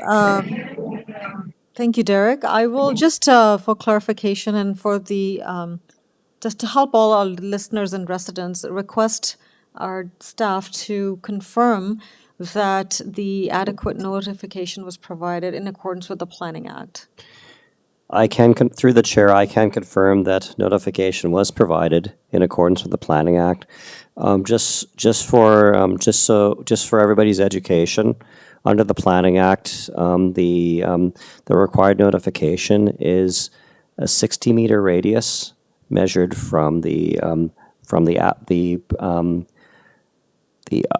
location of the application, the address of the application. And then just want to add that it's the notification is provided 10 days before the hearing. So as staff confirmed, the notification was in accordance with the requirements of the Planning Act. I'm going to leave it at that. And I appreciate your comments. I guess your concerns, Derek, were related to both the variances that are before us today. We now move on to... That is correct. Okay, thank you for your time this afternoon. We now move to the next resident, Colleen. Okay, she's not there. Okay. Colleen's not there. And I think that was the last one. Okay. So we do not have any more participants registered with us for this item. I'm going to turn it back to Janice now. Janice, you heard the concerns of both the residents. Could you provide a response to it and sort of your justification with respect to the requested variances? Thank you. Yes, I will do so. So it was decided to not maintain commercial uses on the western portion of the site, which allowed more space for residential units, hence the increase. The zoning bylaw on this property, even though it has a maximum number of units, there is no maximum limit on height or density in the performance standards that apply to the property. So the increased height and density, or actually it's not an increased height, just the increased density is permitted. And for that reason, I consider the variance for the number of units to be minor in nature because the massing of the building is permitted as of right. I also note that this property, it's been planned for 150 units in a 13-story building for many years.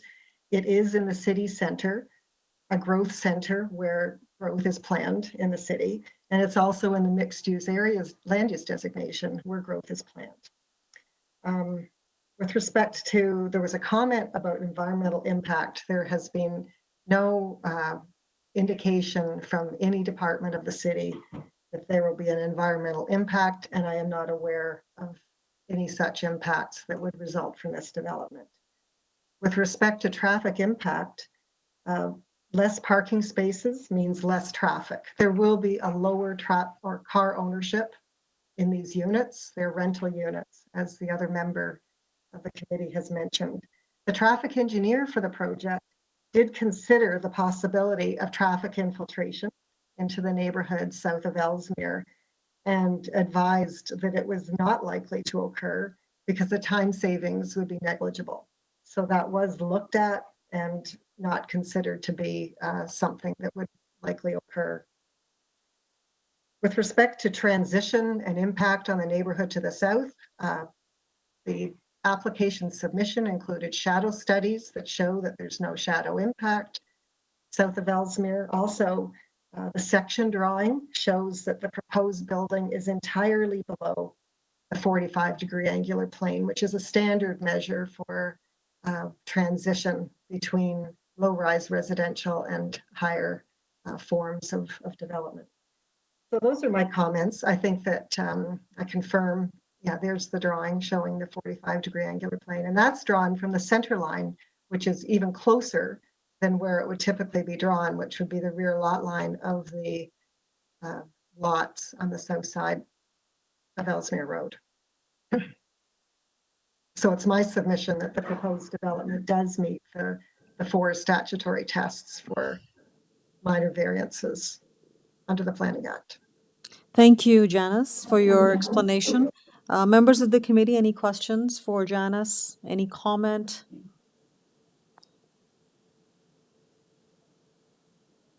Okay, I guess we do not have any further questions at this time or comments.